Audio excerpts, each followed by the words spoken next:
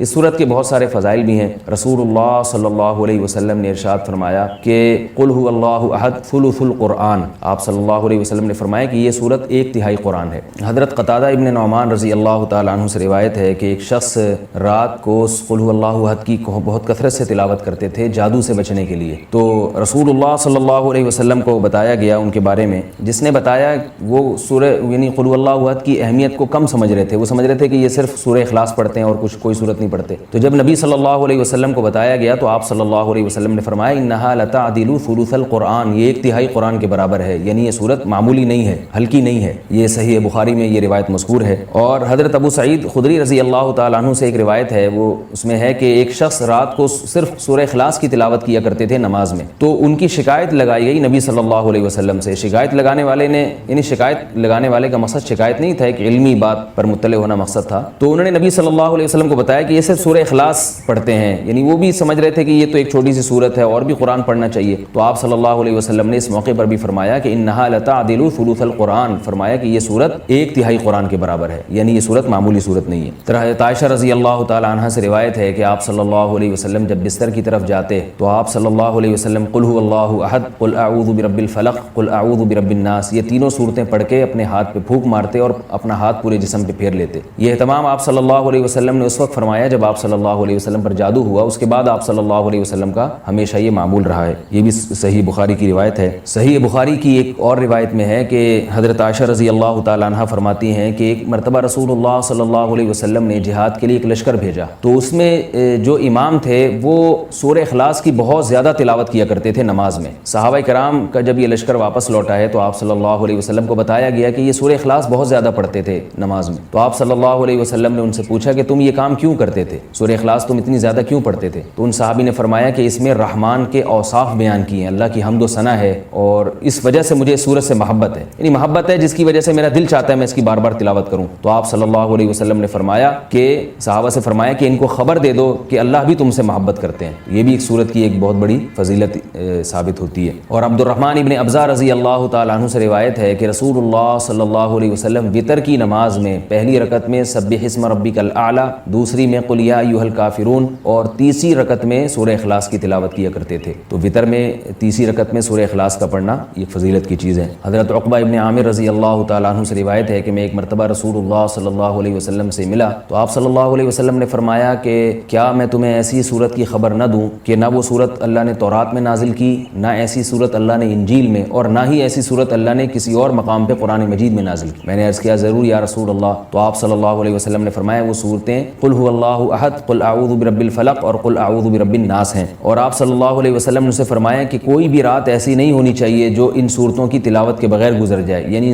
ہر رات میں یہ تینوں صورتوں کی تلاوت لازمی کیا کرو۔ تو عقبہ ابن عامر رضی اللہ تعالیٰ عنہ فرماتے ہیں پھر پوری زندگی مجھ سے کبھی بھی ان تینوں صورتوں کی تلاوت رات میں نہیں چھوٹی اور کبھی بھی ناغہ نہیں ہوا۔ اور حضرت ابو ہریرہ رضی اللہ تعالیٰ عنہ سے ایک اور روایت ہے کہ رسول اللہ صلی اللہ علیہ وسلم نے کسی شخص کو قل هو اللہ احد کی تلاوت کرتے ہوئے دیکھا تو آپ صلی اللہ علیہ وسلم نے فرمایا کہ واجب ہو گئی۔ صحابہ نے پوچھا یا رسول اللہ کیا چیز واجب ہو گئی؟ آپ نے فرمایا کہ اس کی تلاوت کرنے والے کے لیے جنت واجب ہو گئی۔ یہ تو اس صورت کے کچھ فضائل تھے جو میں نے آپ کے سامنے بیان کیے۔ اس صورت میں ہمیں اسباق کیا ملتے ہیں؟ پہلی تو سبق ہمیں توحید کا ملتا ہے کہ اسلام توحید کے بغیر کامل نہیں ہے، بلکہ اسلام مقبول ہی نہیں ہے۔ آج بہت سارے لوگ اللہ تعالیٰ کو معبود تو کہتے ہیں مگر اللہ کے سوا مشکل کشا، حاضر ناظر اور مختار کل ایسے ایسے الفاظ ایجاد کیے ہوئے ہیں جو غیر اللہ پر بھی اس کا اطلاق کرتے ہیں۔ بعض لوگ قبر پرستی کا شکار ہیں، بعض لوگ رسول اللہ صلی اللہ علیہ وسلم کو عالم الغیب کہتے ہیں، حاضر ناظر کہتے ہیں، جبکہ ہمیں اس صورت میں کیا سبق مل رہا ہے کہ اللہ یکتا ہے، اس جیسا کوئی بھی نہیں ہے۔ تو اللہ اگر مشکل کشا ہے، حاجت روا ہے، تو پھر اگر ہم مخلوق کو بھی مشکل کشا اور حاجت روا کہہ دیں تو اس کا مطلب یہ ہوا کہ مخلوق بھی اللہ جیسی ہے، اس لیے کہ جو معبود ہے اس کی دو بنیادی صفات ہیں، علم اور قدرت۔ معبود میں دو چیزوں کا ہونا ضروری ہے، یعنی آپ جس کی عبادت کرتے ہیں اس میں دو صفات کا اعلیٰ وجہ الکمال ہونا ضروری ہے۔ ایک یہ کہ اس کی قدرت کامل ہو، وہ جو چاہے کر سکتا ہو،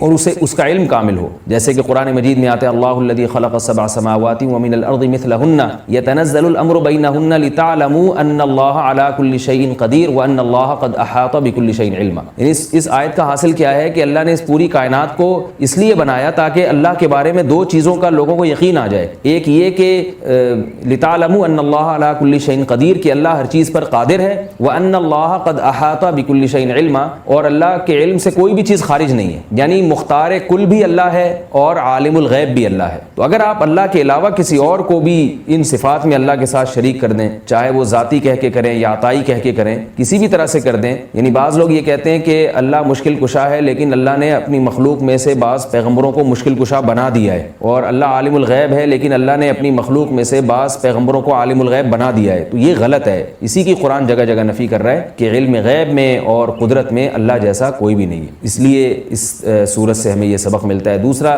ہمیں سبق ملتا ہے کہ لم یلد ولم یولد، کہ اللہ کے بارے میں یہ عقیدہ رکھنا کہ اس نے جنا ہے، جیسے کہ عیسائی کہتے ہیں حضرت عیسیٰ علیہ السلام اللہ کے معاذ اللہ بیٹے ہیں، تو اللہ نے کسی کو نہ تو بیٹا بنایا اور نہ اللہ نے جنا. بعض عیسائی کہتے ہیں کہ اللہ نے حضرت عیسیٰ کو جنا ہے معاذ اللہ، لیکن عیسائیوں میں جو جمہور ہیں وہ یہ کہتے ہیں کہ اللہ نے جنا تو نہیں ہے لیکن اللہ نے ان کو اپنا بیٹا بنا لیا، یعنی بیٹے جیسے ہیں. تو یہ بات بھی غلط ہے. لم یتخذ صاحبۃ ولا ولدا، قرآن کہہ رہا ہے اللہ نے کسی کو نہ تو جنا ہے اور نہ اللہ نے کسی کو بیوی یا بیٹا بنایا ہے، بنایا بھی نہیں ہے اللہ نے. اللہ کے یعنی کسی کو محبت میں بیٹا کہہ دینا یہ ایک الگ چیز ہے، لیکن باقاعدہ اس کو بیٹا بنا لینا یہ ایک الگ چیز ہے. کیونکہ ہم جب کسی کو بیٹا بناتے ہیں تو اس لیے کہ ہمیں اس کی ضرورت ہوتی ہے، ہمیں اس سے کام لینا ہے، ہمیں اپنے والی وارث چاہیے. اللہ کا کوئی وارث نہیں ہے، اللہ کا کوئی والی نہیں ہے، اللہ بے نیاز ہے. یہ اس صورت کا بنیادی اسباق تھے. اللہ تعالی ہمیں اس صورت کے تقاضوں کو سمجھنے کی اور اس پر پوری طرح عمل کرنے کی توفیق عطا. والذین هم لأماناتهم وعهدهم راعون والذین هم بشهاداتهم قائمون والذین هم على صلاتهم يحافظون اولئک فی جنات مکرمون. سورہ معارج کی ان آیتوں پر کئی ہفتوں سے درس چل رہا ہے. اللہ تعالیٰ نے اہل جنت کی علامتیں بیان کی ہیں کہ یہ علامتیں جن لوگوں میں پائی جائیں گی وہ جنت میں جائیں گے. دنیا میں بھی اللہ ان کو پاکیزہ زندگی عطا فرمائیں گے اور آخرت میں بھی اللہ تعالیٰ ان کو پاکیزہ زندگی عطا فرمائیں گے. اس پر میں نے بیان کیا تھا کہ آپ جب بھی کسی کے ذمے کوئی کام لگاتے ہیں اور اس کام کے بدلے میں آپ معاوضہ طے کرتے ہیں تو آپ اس کام کو فوکس کرتے ہیں. اگر اس نے وہ کام کر دیا تو آپ اس کو معاوضہ دیں گے، وہ کام نہ کرے اور دائیں بائیں اپنی مرضی سے بہت کچھ کرتا رہے تو آپ اس کو معاوضہ نہیں دیتے. اس کی میں نے کئی ساری مثالیں دی تھیں پچھلے بیان. مزدور کو آپ نے کنواں کھودنے پہ لگایا، وہ کنواں کھود نہیں رہا، دائیں بائیں آپ کے لیے پیاز بھی لے کر آ رہا ہے مارکیٹ سے، ٹماٹر بھی لے کے آ رہا ہے، سستے داموں کہیں سے انڈے بھی اٹھا کے لے آیا. اب جب اجرت کی باری آئی ہے آپ کہہ رہے یار میرا کام جو ضروری کام تھا میں نے کنواں کھدوانا تھا وہ تو وہی کا وہی ہے، تو کس بات کے پیسے مانگ رہا ہے؟ تو ایموشنل ہو رہا ہے اور کہہ رہا ہے یار تجھے میری محبت کا یقین نہیں ہے، یہ انڈے تو مارکیٹ سے خرید، میں 50 روپے سستے لے کر آیا ہوں، محبت کی تیرے دل میں کوئی قدر نہیں ہے. ٹماٹر کے ریٹ کسی سے جا کے پتا کر میں کتنے سستے تیرے لیے لے کر آیا ہوں. اور پھر رونے لگے اور اپنی محبت کے دلائل دینا شروع کر دے. آپ اس کی باتوں سے متاثر ہوگے، بلکہ اگر آپ سمجھدار ہوگے نا آپ کو اور زیادہ غصہ آئے گا. بلکہ کراچی میں تو ایک مخصوص قسم کی گالیاں ہیں ایسے موقع پہ دی جاتی ہیں، وہ گالیاں دینا شروع کرو گے. آپ اس کو جتنی گالیاں آئیں گی نا آپ دو گے، بولے گے یار یہ کسی اور کے سامنے باتیں کرنا ہے. کمبخت میں نے کنواں کھدوانا تھا، میرے پاس 2 دن کا ٹائم تھا، ٹینک بنوانا تھا 2 دن کا ٹائم تھا، مکان کی تعمیر چل رہی ہے، تیرے ٹینک کی وجہ سے سارا کام رکا ہوا ہے. پھر وہ کہے محبت کی زمانے میں قدر نہیں ہے، تو آپ بولو گے تیرے جیسے محبوب ہمیں نہیں چاہیے. اس کی میں نے بہت ساری مثالیں دی تھی. چونکہ یہ بیان موٹیویشن کے لیے ہوتے ہیں نا، عمل پہ ابھارنے کے لیے ہوتے ہیں، اس لیے ایک ہی بات بار بار ریپیٹ ہوتی رہے تو اس میں کوئی حرج نہیں ہے، تاکہ وہ مضمون ہمارے ذہنوں میں اچھی طرح سے بیٹھ جائے. یہ میں اس لیے اتنی تاکید کرتا ہوں کہ اصل میں ہمارے ہاں نا دین پہ لوگ چلتے نہیں ہیں، اور جب چلنا چاہتے ہیں تو غلط چیز پہ چلنا شروع کر دیتے ہیں، رسومات پہ چلنا شروع کر دیتے ہیں، جو دین کی روح ہے وہ نہیں آتی. خدا کی قسم اسلام اتنا مزے کا مذہب ہے، اتنا مزے کا مذہب ہے، یہ صرف آپ کی آخرت نہیں بناتا، آپ کی دنیا پہلے بناتا ہے. جن قوموں کے پاس اسلام نہیں ہے ان کا حشر تو جا کے دیکھو، حشر تو جا کے دیکھو، بیچاروں کا حشر نشر ہو گیا ان کا. اور ان قوموں کو کامیاب بنا کے دکھایا جاتا ہے. وجہ کیا ہے؟ دکھانے والے بھی انہی جیسے ہیں، تو وہ اسی ناکامی کو کامیابی سمجھ رہے ہوتے ہیں، کیونکہ انہوں نے کامیاب دیکھا ہی نہیں ہوتا کہ کامیاب کیسے ہوتے ہیں. ہمارے یہاں جب جو غیر مسلموں کے یہاں جاتے ہیں نا کہتے ہیں کتنے اچھے، کتنے زبردست، سکون دیکھو کیسا زبردست. ابھی ایک ولاگر ہے آج کل پاکستانیوں کی بہت برائیاں بیان کر رہا ہے. وہ کہہ رہا ہے دیکھو یہ سارے کے سارے عذاب کس پہ آ رہے ہیں؟ پاکستانیوں. کے پی کے کتنا تباہ ہو گیا، پنجاب میں سیلاب، کہہ رہے یورپ میں ایسا کچھ بھی نہیں ہے. تو وہ ثابت کرنا چاہ رہا ہے کہ اللہ یورپین سے خوش ہے، پاکستانیوں سے خوش نہیں ہے. سمجھ میں آ رہی ہے بات؟ وہ ثابت یہ کرنا چاہ رہا ہے کہ وہ اچھے لوگ ہیں، ہم سے کوئی جرم ہو رہا ہے جس کی وجہ سے ہم پہ یہ آفتیں آ رہی ہیں. جرم تو ہو رہا ہے، مانتے ہیں. سب سے بڑا جرم یہ ہو رہا ہے ڈیم کیوں نہیں بنائے. سب سے بڑا جرم یہ ہو رہا ہے کہ بارشیں اللہ کی رحمت ہیں تو اللہ تو پانی ہمیں بے تحاشا دے رہا ہے، اتنا ان کو نہیں دیتا جتنا ہمیں دے رہا ہے. اللہ کو پتا ہے یہاں آبادی بہت ہے، فیملی پلاننگ والے صبح و شام چیختے ہیں بچے زیادہ ہو رہے ہیں، کھاؤ گے کہاں سے؟ تو اللہ کہتے ہیں جہاں آبادی زیادہ ہے وہاں وسائل بھی زیادہ پیدا کر رہا ہوں۔ تو اب ہم نے اس پانی کو روکنے کا کوئی سیٹ اپ ہی نہیں بنایا ہوا۔ اتنے آسان سیٹ اپ ہے نا اس پانی کو روکنے کے کہ ہم کئی دہائیوں تک پانی پیتے رہیں اور کبھی کمی نہ ہو، اور صاف واٹر پانی ملے ہمیں۔ کنووں کی شکل میں محفوظ کیا جا سکتا ہے، تو زمین میں پانی سیو کیا جا سکتا ہے۔ لاہور میں ایسے کنویں آ رہے ہیں، لوگ دکھا رہے ہیں کہ دیکھو ہم نے اتنا پانی اس میں جمع کیا، سارا زمین میں چلا گیا، دوسرے کنویں سے نکل رہا ہے وہ، اور ڈیم بنا کے سیو کیا جا سکتا ہے۔ گاؤں دیہاتوں میں تو ہم نے دیکھا ہے بارشیں برستی ہیں، گھر بڑے بڑے ہوتے ہیں، ان کی شیٹوں پہ انہوں نے کرو میں شیٹیں ہوتی ہیں، ساتھ میں پائپ لگائے ہوئے ہوتے ہیں، سارا پانی گر کے پائپوں سے آ کے ٹینک میں جمع ہو رہا ہوتا ہے۔ وہ کہتے ہیں اسی پہ بارش ایسی بڑی نعمت ہے کہ لوگوں کی فصلوں کے جو برساتی علاقے ہیں وہاں فصلوں کو ایک گھونٹ پانی نہیں پلانا پڑتا، ان کو بارشوں پہ پوری ان کی اکانومی کھڑی ہوتی ہے۔ خیر اس نے کمپیئر کیا کہ دیکھو یہ مسلمان ہیں اور یہ یورپین ہیں، یہاں کا حال دیکھو، مسلمانوں کا حال دیکھو، تو مسلمان احساس کمتری میں جاتے ہیں نیچے نا۔ واقعی یار اس سے یہ کیا کرتے ہیں، یہ لوگوں کو مرتد بناتے ہیں، مذہب سے ہٹاتے ہیں۔ اس طرح کے جو ولاگرز ہیں، غیر مسلم ہے وہ، میں بتاؤں گا نہیں کس مذہب سے اس کا تعلق ہے، اور اس کی پوری کوشش ہے کہ پاکستان میں نا مذہبی فسادات شروع ہو جائیں۔ دیکھو مذہبی فسادات شروع کرانے کا طریقہ کیا ہوتا ہے؟ فار ایگزامپل اگر آپ ہندو ہیں نا اور آپ چاہتے ہو کہ پاکستان میں مذہبی فسادات ہوں، تو آپ مظلوم بن کے دنیا کے سامنے آنا شروع ہو جاؤ، دیکھو مسلمان ہمارے ساتھ یہ کر رہے ہیں، دیکھو مسلمان ہمارے ساتھ یہ کر رہے ہیں۔ تو ہندو برادری جو ہے اس کے دل میں بلا وجہ کے شکوک و شبہات، حالانکہ وہ مندروں میں آرام سے جا رہے ہیں، وہ کھا رہے ہیں پی رہے ہیں، لیکن وہ بلا وجہ مظلومیت، اور پھر نتیجہ کیا نکلتا ہے؟ پھر مسلمان ادھر سے جواب دینا شروع کرتے ہیں، تم تو ایسے ہو، تم تو ایسے ہو۔ ہوتا یہ ہے کہ وہ ہندوؤں کی مظلومیت کی وجہ سے، ایسا نہیں ہے کہ ہندوؤں کو انصاف دلانا، این جی او سے پیسے لے کے وہ کام کر رہے ہوتے ہیں تاکہ ہندو مسلم فسادات شروع ہو جائیں۔ یہ ہوتا ہے دنیا میں۔ بعض عیسائی اب بلاگر بن کے یہ کام شروع کر دیا ہے۔ آپ مجھے بتاؤ پاکستان میں ہم جب سے پیدا ہوئے ہیں کبھی آپ نے مسلم عیسائی فسادات دیکھے؟ آپ لوگ بتاؤ مجھے، یہ میرا کلپ بنا کے چلا دینا، کیونکہ ایک بلاگر ہے وہ چاہ رہے کہ فسادات ہوں مسلمانوں میں اور مسیحیوں میں، کرسچینٹی میں اور مسلمانوں میں کیا ہوں، لڑائیاں ہوں۔ ابھی یہ شروع ہو گئی ہے تحریک، کیونکہ پاکستان پہ نا انہوں نے ہر طرح سے لڑوانے کی کوشش، کئی محاذوں پہ پاکستان میں لڑائیوں کی کوشش ہو رہی ہے۔ عوام کو حکومت سے لڑایا جائے، کے پی کے میں فسادات کروائے جائیں، بلوچستان میں الگ فسادات ہوں، سندھ میں الگ فسادات ہوں، کراچی میں ٹارگٹ کلنگ ہو، ہر سطح پہ، کیونکہ جنگ فیس ٹو فیس جنگ تو وہ ہار چکے ہیں بنیان مرصوص میں۔ جو بنیان مرصوص کا ہم نے جواب دیا ہے نا، تو جو ہماری فیس ٹو فیس لڑائی ہوئی ہے نا اس میں تو وہ شکست کھا چکے ہیں۔ اب ان کو پتا ہے کہ ان لوگوں سے سامنے آ کے لڑنا ہمارے لیے ممکن نہیں ہے، تو اب انہوں نے طریقہ یہ اختیار کیا ہے کہ جہاں جہاں لڑوایا جا سکتا ہے ان کو لڑواؤ، جہاں جہاں لڑوایا جا۔ جیسے انگریز جب ہندوستان میں آیا نا تو اس کو پتا تھا مسلمان اتنے پاورفل ہیں کہ یہاں میں نہیں چل سکتا، تو جب تک ان کو آپس میں لڑوایا نہ جائے تو یہ مسئلہ حل نہیں ہوگا۔ تو اس نے لڑوایا، مرزا غلام احمد قادیانی کو پیدا کیا، منکرین حدیث کو پیدا کیا انہوں نے، کچھ متشدد اہل حدیث، سب اہل حدیثوں کی بات نہیں کر رہا، ان کو بھی پروموٹ کیا اس نے، تقلید کے خلاف مناظرے، پھر ادھر سے کچھ لوگوں کو ادھر سے پروموٹ کیا ان کی مخالفت۔ تو ایک ایسی جنگ شروع ہوئی جو اب تک ختم نہیں ہوئی ہے۔ برطانیہ تو چلا گیا لیکن ہمیں آپس میں لڑوا۔ برطانیہ کے آنے سے پہلے یہ لڑائیاں ہندوستان میں نہیں تھی، نہ اہل حدیث حنفیوں کا پھڈا تھا،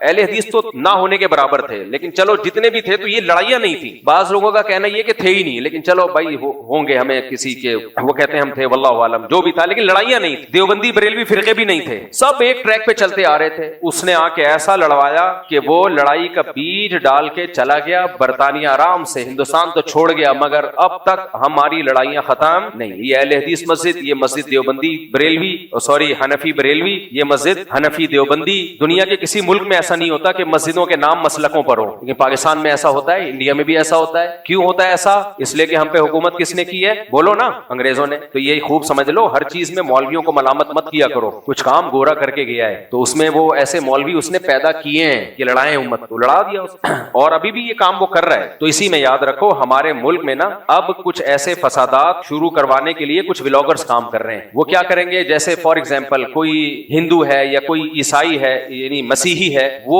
مظلومیت شروع کر دے گا کہ پاکستان میں ہمارے حقوق نہیں مل رہے، پاکستان میں عیسائی محفوظ نہیں ہے، پاکستان میں مسیحی برادری کے ساتھ یہ ہو رہا ہے۔ تو مسیحی لوگ سمجھتے ہیں کہ یہ ہمارا مسیحا آ گیا۔ میں نے جب یہ ولاگز ایک دن ہر ڈیلی بیسس پہ آ رہا ہے، یہ کلپ آ رہے ہیں ایسے لوگوں کے، ابھی ایک نیا فتنہ کھڑا ہونے والا ہے۔ میں نے اپنے آس پاس لوگوں سے پوچھا جب یہ ولاگنگ زیادہ ہوئی نا، ایک بندہ بار بار یہ کہ مسیحی برادری محفوظ نہیں ہے، وہ مسیحیوں کا مسیحا بنا ہوا ہے۔ آپ مجھے ایک بات بتاؤ، جب سے ہم یہاں رہ رہے ہیں کبھی آپ نے مسلم مسیحی فسادات دیکھے؟ کبھی دیکھے زندگی میں؟ ہمارے کلاس فیلو مسیحی تھے، بڑے آرام سے کھیلتے بھی تھے، ہم دوستیاں بھی تھیں، مذہب میں بھائی ہم الگ جگہ ہم مسجد جاتے ہیں، وہ کہاں جاتے ہیں؟ چرچ. نہ ہم نے کبھی ان پہ طنز کیا، آج تک نہیں ہوا. انڈیویجولی کسی کا کسی سے جھگڑا ہوا ہو تو بھائی وہ جھگڑا اٹھا کے آپ، اب اس نے ولاگ بنایا کہ دیکھو چرچ کے اوپر الصلاۃ والسلام علیک یا رسول اللہ کوئی مسلمان لکھ کے چلا گیا ہے، اس کا مطلب مسیحی برادری پاکستان میں محفوظ نہیں ہے. ارے چرچ پہ جس نے لکھا ہے تو اس لکھے ہوئے کو پکڑو، اس کے خلاف کیس کرو، تھانے میں جاؤ. یہ کہ آپ نے ولاگ بنا کے پوری امت میں آگ لگا دی. خوب سمجھ لو ایسے لوگ باہر کے سے پیسے لے کے ملک میں فسادات کروا رہے ہوتے ہیں. اور مسیحی برادری کو بھی میں کہتا ہوں یہ لوگ تمہارے خیر خواہ نہیں ہیں، یہ تمہیں مسلمانوں سے لڑائیں گے، اور یہ خود باہر بیٹھے ہوئے ہوتے ہیں، اندر نہیں ہوتے. وہاں سے ان کو پیسہ ملتا ہی اسی بیس پہ ہے کہ اپنے آپ کو مظلوم ثابت کرو تاکہ لڑائیاں شروع ہوں. اور ہوگا یہ کہ ابھی ٹک ٹاک پہ لڑائی شروع ہوگی. پہلے تو ٹک ٹاک پہ ایسے ولاگنگ آئے گی، نیچے مسلمانوں نے برا بلا کہا ہوا ہوگا، پھر مسیحی لوگ مشتعل ہو کے وہ برا بلا کہیں گے. اصل جنگ کیا تھی، کس نے یہ بیج بویا تھا لڑائی کا، وہ سب بھول جائیں گے، اور ایک ایسی لڑائی شروع ہوگی جو قیامت تک ختم ہونے والی نہیں ہو. تو یہ سیٹ اپ چلتا ہے. سمجھ رہے ہو کہ نہیں سمجھ رہی بات؟ میں نے بدنی یہاں کہاں سے آگے میں بیان کچھ اور کر رہا تھا، یہ لڑائی کی بات کہاں سے آگے آپ کیوں بٹھائے میں؟ ہاں اصل بات یہ چل رہی تھی. تو وہ اس پہ ولاگ بنا رہا تھا کہ دیکھو یورپ میں یہ ہو رہا ہے، یہاں عیسائی لوگ رہتے ہیں تو کوئی ایسا سیلاب نہیں ہے، کوئی ایسا زلزلہ نہیں ہے، اور KPK میں دیکھو، پنجاب میں دیکھو سیلاب سے تباہ کاریاں اور یہ اور وہ، اور اس کا مطلب کس کے ساتھ ہے؟ خدا ان کے ساتھ. تو خوب سمجھ لو یہ تو قدرتی حادثے ہیں. سیلاب کہیں بھی آ سکتا ہے، زلزلہ کہیں بھی آ سکتا ہے. باہر ملکوں میں بھی بہت آتے ہیں، زلزلے آتے ہیں. جاپان میں نہیں آتے ہر 4 دن کے بعد زلزلہ آیا ہوا ہوتا ہے، ساری دنیا میں ہوتا ہے. ان کے حکمرانوں نے پہلے سے انتظام کیا ہوا ہوتا ہے، ڈیم بنائے ہوئے ہوتے ہیں آفتوں سے بچنے کے لیے. سیلابی ریلے کینیڈا میں نے پورا سسٹم دیکھا، میں حیران ہوں. انہوں نے دیکھا کہ 400 سال پہلے یا 300 سال پہلے جو سیلاب آیا تھا کتنا تھا، یعنی وہ کیلکولیشن کرتے ہیں کہ زیادہ سے زیادہ پانی کی سطح کہاں تک جا سکتی ہے، اس حساب سے پہلے سے پلاننگ کر کے پانی نکلنے کے راستے بنا دیتے. تو جو قوم بھی پلاننگ کرتی ہے بھائی، دنیا دارالاسباب ہے، جو مصیبت سے بچنے کے اسباب اختیار کرے گا وہ بچے گا، جو اسباب اختیار نہیں کرے گا وہ کتنا ہی نیک پرہیزگار ہو وہ مرے گا. کیا خیال ہے؟ اب مجھے ایک بات بتاؤ، رات کو آپ چولہا بند کیے بغیر، بعض خواتین کیا کرتی ہیں، چولہے میں گیس آ رہی ہے تو چولہا جل رہا ہے، گیس چلی گئی اور بٹن آن ہے. اسی طرح بہت گھروں میں ایسے حادثے ہوئے، بٹن آن ہے. اب یہ خاتون نیک بھی ہیں، شرعی پردہ بھی کرتی ہیں، راتوں کو اٹھ کے تہجد بھی پڑھتی ہیں، اپنے شوہر کی اطاعت اور فرما برداری. یہ میں خوابوں کی باتیں کر رہا ہوں، آپ حقیقت سے دیکھو، شوہر کی اطاعت، ساس سسر کی بہت زیادہ خدمت وغیرہ وغیرہ. تو کتنی نیک خاتون ہے، لیکن رات کو غفلت کیا کرتی ہے، دیکھ کے سوتی نہیں ہے کہ بھائی کراچی ہے، رات کو گیس جا سکتا، بتائے بغیر جاتی ہے گیس. کتنے گھروں میں ایسا ہوا کہ نل کے کھولے ہوئے ہیں، پانی نہیں آ رہا تو نل کا کھولا ہی رہ گیا کہ یار پانی نہیں آ رہا، بند تو کرو، جب آئے گا تو ضائع ہوگا. یہ تو آئے دن گھروں میں یہ واقعات ہوتے ہیں. اتنا پانی ضائع ہوتا ہے، اتنا پانی ضائع ہوتا ہے. ایک صاحب ایک فلیٹ میں رہتے تھے، 5-6 مہینے کے لیے ٹریولنگ پہ گئے، نل کے کھول کے دیکھے تو پانی نہیں آ رہا تھا. تو اب یہ توفیق نہیں ہوئی کہ اس کو بند کر دو یار، پانی نہیں آ رہا. تو اب جب جانے لگے تو سب جگہ چیک کیا، پانی نہیں آ رہا، نکل لیے. 6 مہینے بعد آئے تو بیڑا غرق ہوا تھا گھر کا. اور فلیٹ والے جو تھے وہ بیچارے پریشان کہ یار ہم ٹینکی فل کرتے ہیں، پانی جاتا کہاں ہے. عاملوں کی چاندنی ہو جاتی ہے، لوگ سمجھتے ہیں جنات کا اس گھر میں اثر ہے. کتنی بڑی غفلت. تو اب خواتین کیا کر، کوئی خاتون بہت نیک پرہیزگار، تہجد گزار، شوہر کی اطاعت فرما بردار، ساس سسر کی خدمت کرنے والی، بچوں کو محبت سے پالنے والی، بات بات پہ چمیٹے، تو بات بات پہ بچوں کو چمیٹے نہ لگانے والی، سمجھ رہے، بات بات پہ. بعض خواتین جو میرا بیان نہیں سن رہی بچوں کے ساتھ بھی بہت ظلم کرتی ہیں ماں ہونے کے ناطے کہ میں ماں ہوں. بھائی تم ماں کا مطلب یہ تھوڑی ہے کہ جب چاہو منہ پر چپیٹ لو، گھوم جاتا ہے پورا بیچارہ. اپنا غصہ شوہر پہ آ رہا ہے، نکالا کس پہ جا رہا ہے، بچوں پہ. اس کے ہاتھ سے گلاس ٹوٹ گیا تو اس کو ایسے تانے مل رہے ہیں، چھوڑو چھوٹا بچہ ہے، گلاس ٹوٹ گیا کیا ہو گیا بھائی، وہ ٹھوکر لگی گر گیا تو ایک تو وہ گرا ہے، اوپر سے پیچھے سے ایک چماٹا آئے گا، اندھا ہے دیکھ کے نہیں چلتا. عورت اپنے ہاتھوں اپنے بچوں کے، اپنی زبان سے اپنے بچوں کے اخلاق کو خراب کرتی ہے. بیٹیوں کے اخلاق کو بھی بعض خواتین، میں بار بار کہہ رہا ہوں ان خواتین کی بات کر رہا ہوں جو بیان نہیں سن رہی، کیونکہ بہت زیادہ نیگیٹو کمنٹس آتے ہیں کہ یہ ہمارے پیچھے پڑا رہتا ہے، عورتوں کے خلاف ہے یہ آدمی. تو بھائی جو بات ہوگی وہ تو بتائی جائے گی نا، مکھن لگانے کے لیے تھوڑی بیٹھا ہوں میں یہاں پہ. جب تربیت کرنی ہے تو جو چیز سوسائٹی میں بری ہوگی اس کو برا کہا جائے گا، چاہے مرد میں ہو چاہے عورت میں ہو. عورت کے لیے جائز نہیں ہے کہ اپنے بچے کو بلا وجہ ٹارچر کرتی رہے. خاص طور پہ بیٹیاں بہت ظلم کا شکار ہوتی ہیں، ماؤں کا بہت ٹارچر کرتی ہیں. جب بچی تھوڑی سمجھدار ہو جائے نا تو وہ تو بیچاری غلطیاں کرتی ہے، معصوم ہو تو مائیں ہو تو ڈانٹتی رہتی ہیں، تانے دیتی رہتی ہیں. ایک سائیکولوجسٹ نے بتایا کہ بہت ساری بچیاں جو پاگل ہوئی ہیں نا، سب بچیاں نہیں بھائی، ماں سے بہتر کوئی رشتہ نہیں ہوتا، لیکن بہت ساری بچیاں جو دماغی مریض بنی ہیں ان کی ہسٹری میں جب گئے چیک کیا تو ان کی ماؤں کا ہاتھ تھا. کیا مطلب؟ ایسا نہیں ہے ماں کو ان سے نفرت تھی، ماں کو تربیت کرنی نہیں آتی، وہ سمجھتی ہے ہر وقت ڈانٹ ٹپٹ اور تانے کوسنے دینے سے بچے کی تربیت اچھی ہو جاتی ہے، لیکن اچھی نہیں ہوتی، بچہ بد اخلاق ہو جاتا ہے. پھر بیٹیاں ماؤں کے سامنے زبان چلانا سیکھ جاتی ہیں. جب ایک دفعہ ماں کے سامنے زبان چلانا سیکھ گئی، زبان کھل گئی، تو احترام ختم. پھر مائیں اور ڈپریشن میں جاتی ہیں، پھر اور تانے دیتی ہیں، پھر وہ اور ڈپریشن میں جاتی ہیں، پھر وہ اور تانے دیتی ہیں. میں نے ایسے ایسے گھروں میں فسادات دیکھے ہیں کہ بچیوں کو ماؤں کے سامنے زبان چلاتے ہوئے کہ آدمی کانوں کو ہاتھ لگا لیتا ہے. ماں بچی کو کہہ رہی ہے بدتمیز، تو بیٹی کہہ رہی ہے تم ہو بدتمیز. اللہ کی پناہ، یہ جملہ زبان سے نکالنا بھی ٹھیک نہیں ہے، لیکن صرف یہ بتانے کے لیے کہ ماں پہ کیا قیامت گزرتی ہوگی جب بیٹی ماں کو بدتمیز کہہ رہی ہے. تو یہ ایک دم سے نہیں ہو جاتا. اتنا ٹارچر، اتنا یا تو تربیت ہی نہیں کی ہوتی، بے لگام چھوڑ دیا گیا ہوتا ہے، یا تربیت میں اس کو ایسا کہ تانے ہر وقت کے تانے، ہر وقت بے وقت نصیحتیں، ہر وقت بدتمیزیاں. یہ اس سے بچے بگڑتے ہیں. تمیز، پہلے آپ خود تمیزدار بن جاؤ بھائی، تمیزدار بن جاؤ. بچے وہی چیز سیکھیں گے جو آپ برے ماحول سے بچاؤ اس کو، اور گھر میں تمیز کا ماحول پیدا کر دو. بچے کیا پیدا ہوں گے؟ پیدا ہوتے ہی آداب. وہ میں نے بتایا تھا نا، کیا کرے واسطے وہ ایک کیپسول کھلا دی ایک پریگننٹ خاتون کو نا. ڈاکٹروں نے ایک دوا ایجاد کی کہ وہ جب دوا کھلائی جائے گی نا تو بچہ پیدا ہوگا تمیزدار. تو سائنسدانوں نے تجربہ کیا ایک خاتون کو. یہ مجھے سنایا کس نے؟ میں جامعۃ الرشید میں بچوں کو پڑھاتا تھا، چھوٹے بچوں کو. ایک استاذ تھے، وہ میرے سامنے بیٹھے ہوتے تھے. وہی سیکشن بچوں کا، یعنی 20 سیکشن سمجھ لو، وہی کلاس ہے، وہی کتاب ہے، اور وہ ہر وقت مرغا بنا کے رکھتے تھے. اب تو بہت سخت پابندی ہے، ہر طرح کے مدرسوں میں بہت کیمرے لگ گئے نا. تو میں دیکھتا تھا یار وہ اتنی سختی سے پڑھاتے ہیں، اور کہتے تھے سختی کے بغیر بچے پڑھتے نہیں. اچھا میں پڑھاتا تھا، ان کو ہنسی مذاق میں پڑھ لیتے تھے، نمبر اچھے آتے تھے ان کو. مجھے تو تجربہ ہوا بچوں کو پڑھا کے کہ سختی کے بغیر بھی بچے بڑے آرام سے پڑھ سکتے ہیں. یہ آپ کی اپنی بد اخلاقی ہوتی ہے. خود آپ بدتمیز ہوتے ہو، آپ سمجھتے ہو کہ بدتمیزی کے بغیر کوئی کام ہو نہیں سکتا، تو بہت سارے کام بڑے تمیز سے ہو جاتے ہیں. آپ تمیزدار ہو. ہاں کبھی کبھار تھوڑی بہت سختی کی نوبت آتی ہے، وہ تو ٹھیک ہے، ضروری ہے. تو وہ میں نے جو ہے نا، ایک دن میں نے بچوں سے کہا چلو یار میں تو تم لوگ کو ہنساتا ہوں، آج تمہارے پاس کوئی لطیفہ ہے تو سناؤ. یہ پڑھائی بھی ہو رہی ہے اور لطیفے بازی بھی ہو رہی ہے. بچے ایسے ہی پڑھتے ہیں. اب ہمارے یہاں کیسے پڑھایا جاتا ہے چھوٹے بچوں کو؟ ایسے قاری صاحب نا یوں کر کے چنگے سے. اور اسکول ٹیچر بھی ایسے ہی ہیں. ابے ایسے بچہ تھوڑی پڑھے گا یار. تو میری کلاس میں بچے انتظار کرتے تھے کہ پڑھانے کے لیے آؤں میں. تو میں نے بچوں سے کہا تم کوئی لطیفہ سناؤ. ایک بچے نے ایسا لطیفہ سنایا بھائی، یہ اس بچے کا لطیفہ ہے جو میں ابھی آپ کو سنا رہا ہوں. کہتے ہیں استاد جی مجھے اس وقت اندازہ ہوا کہ بچے کتنے ہوشیار ہیں. حالانکہ چھوٹے چھوٹے بچے تھے. چھوٹے بچے کو تو پریگنینسی کا نہیں پتا ہوتا، ان کو تو ماؤں نے سکھایا ہوا ہوتا ہے پری دے کے چلی گئی تھی، اور اس طرح کی باتیں کر رہے ہوتے ہیں بچے. آج کل کے بچے آپ دیکھو تو ایک چھوٹا سا بچہ تھا، اعدادی اول ہوتا ہے نا، اس کے بچے نے کہا استاد جی ایک سائنسدانوں نے نا کیپسول ایجاد کیا کہ کسی ماں کو کھلایا جائے گا تو بچہ کیسا پیدا ہوگا؟ تمیزدار. پہلے تو میں حیران ہوا یہ کتنا بدتمیز بچہ پیدا ہوا ہے. اس کو بھی سے پتا ہے کہ پریگنینسی کیا ہوتی ہے. خیر میں نے کہا پتا ہے تو بتا بھائی. کہتا ہے تو بچہ جیسے ہی وہ ایک کیپسول کھلایا، بچہ پیدا ہوا، پیدا ہوتے ہی آداب.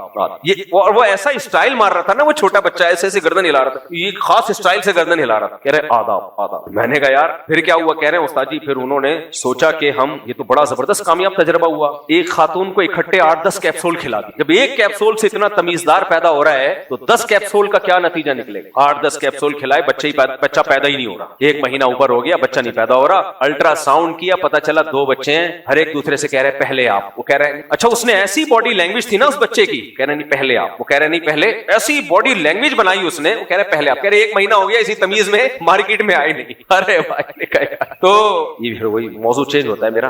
ہاں بات یہ چل رہی تھی، دائیں بائیں ہم جاتے رہتے ہیں. آپ لوگ بھی تو بچے ہی ہیں نا. اسے گپ شپ والے ماحول میں بیان ہو جائے تو اچھا ہے نا. کیا خیال ہے؟ ٹاپک سے ہم ہٹ جاتے ہیں. اتنی ٹینشن نہیں لینا، ٹینشن سے بری دنیا میں کوئی چیز نہیں. تو میں یہ عرض کر رہا تھا کہ ہاں چولہا، وہ مائیں کو تھوڑی سی مثال دے رہا تھا کہ کتنی نیک شریف ماں ہو، شریف شرفا عورت ہو، بچوں کو بات بات پہ چماٹے بھی نہیں لگاتی ہو، شوہر کی اطاعت بھی کرتی ہو، ساس سسر کی بھی خدمت کرتی ہو، اور تہجد بھی پڑھتی ہو، اور شوہر کی آمدن میں حد سے زیادہ خرچ بھی نہ کرتی ہو، اس کی جیب دیکھ کے خرچ کرتی ہو، پینٹ سے غیر موجودگی میں پیسے بھی نہ نکالتی ہو، اور آپ کی آنکھ کھل جائے. یہی ہوگا آخر میں کہ خواب دیکھ رہا تھا میں. خیر اتنی نیک شریف شرفا عورت جو اپنی بیٹیوں کو تانے کوسنے بھی نہ دیتی ہو، بات تو ہے ہی ایسی، کمبخت تیرے اندھی ہے، نظر نہیں آتا، ہاتھ ٹوٹے ہوئے تیرے، زبان کاٹ دوں وغیرہ وغیرہ، ایسے بھی نہ کرتی ہو، بلکہ بیٹی سے ایسے بات کرتی ہو بیٹی ماشاءاللہ تم بہت اچھی ہو، تم نے تھوڑا سا روٹی پکانے میں بے احتیاطی کی ہے، بیٹا تھوڑا سا خیال کر لیا کرو، تمہارے ابا کو ٹائم پہ کھانا نہیں ملتا تو ان کو تکلیف ہوتی ہے تو بیٹا بنا لو، اس طرح سے بات کرتی ہو، ٹھیک ہے نا. تو ایسی نیک جو جنتی ہونے کی ساری علامتیں پائی جاتی ہیں، ساری علامتیں، لیکن اس کے اندر ایک فالٹ کہ غفلت اتنی ہے کہ کوائل جلائی مچھر والی، اس کو سمجھایا جاتا ہے بھائی کم سے کم بستر سے 2 میٹر دور رکھ. بعض دفعہ سوتے ہوئے لحاف کھسک کے ادھر چلا جاتا ہے، اس میں آگ لگنے کا چانس ہے. جب بائک پہ پیچھے بیٹھو اپنے ہسبینڈ کے ساتھ، کیونکہ تم نیک ہو، ہسبینڈ کے علاوہ کسی اور کے ساتھ تم بیٹھو گی نہیں، تو پورے برقعے کو، چادر کو اچھی طرح سمیٹو، اس میں اللہ پہ توکل तवक्कुल, ये तवक्कुल जायज नहीं है कि अल्लाह बचाने वाला है, जिस दिन मौत आनी है वो तो आएगी ही। भाई कितनी खवातीन हमने देखी है, दुपट्टा उनका या बुर्का उसमें पिछले पहिए में फंस जाता है, चेन में फंस जाता है, पूरा सिमट के बैठो अच्छी तरीके से, कोई चांस ही न रहे बुरके का या चादर के सिमटने का। जब चूल्हे पे कोई काम करो तो अपने जो सर की चादर है उसको उतार के थोड़ी देर के लिए, तकवा इतना है कि वहां भी चादर लटकी हुई है, अब भाई वो चादर फौरन आग पकड़ेगी, दुपट्टा क्या पकड़ेगा, जरा सा खिसक के इधर चला गया आग पकड़ेगा वो, तो या तो उसको अच्छी तरह लपेट लो या थोड़ी देर के लिए किचन में उतार के बाहर रख लो। मेरे वालिद साहब इस पे बहुत सख्त है, घर की मस्तूरात, वो क्योंकि पाकिस्तान नेवी में थे ना, तो फौजी लोगों के फिर भी थोड़ा डिसिप्लिन होता है उनकी जिंदगी में, तो बहुत खिलाफ थे कि किचन पे कोई काम कर रहा हो और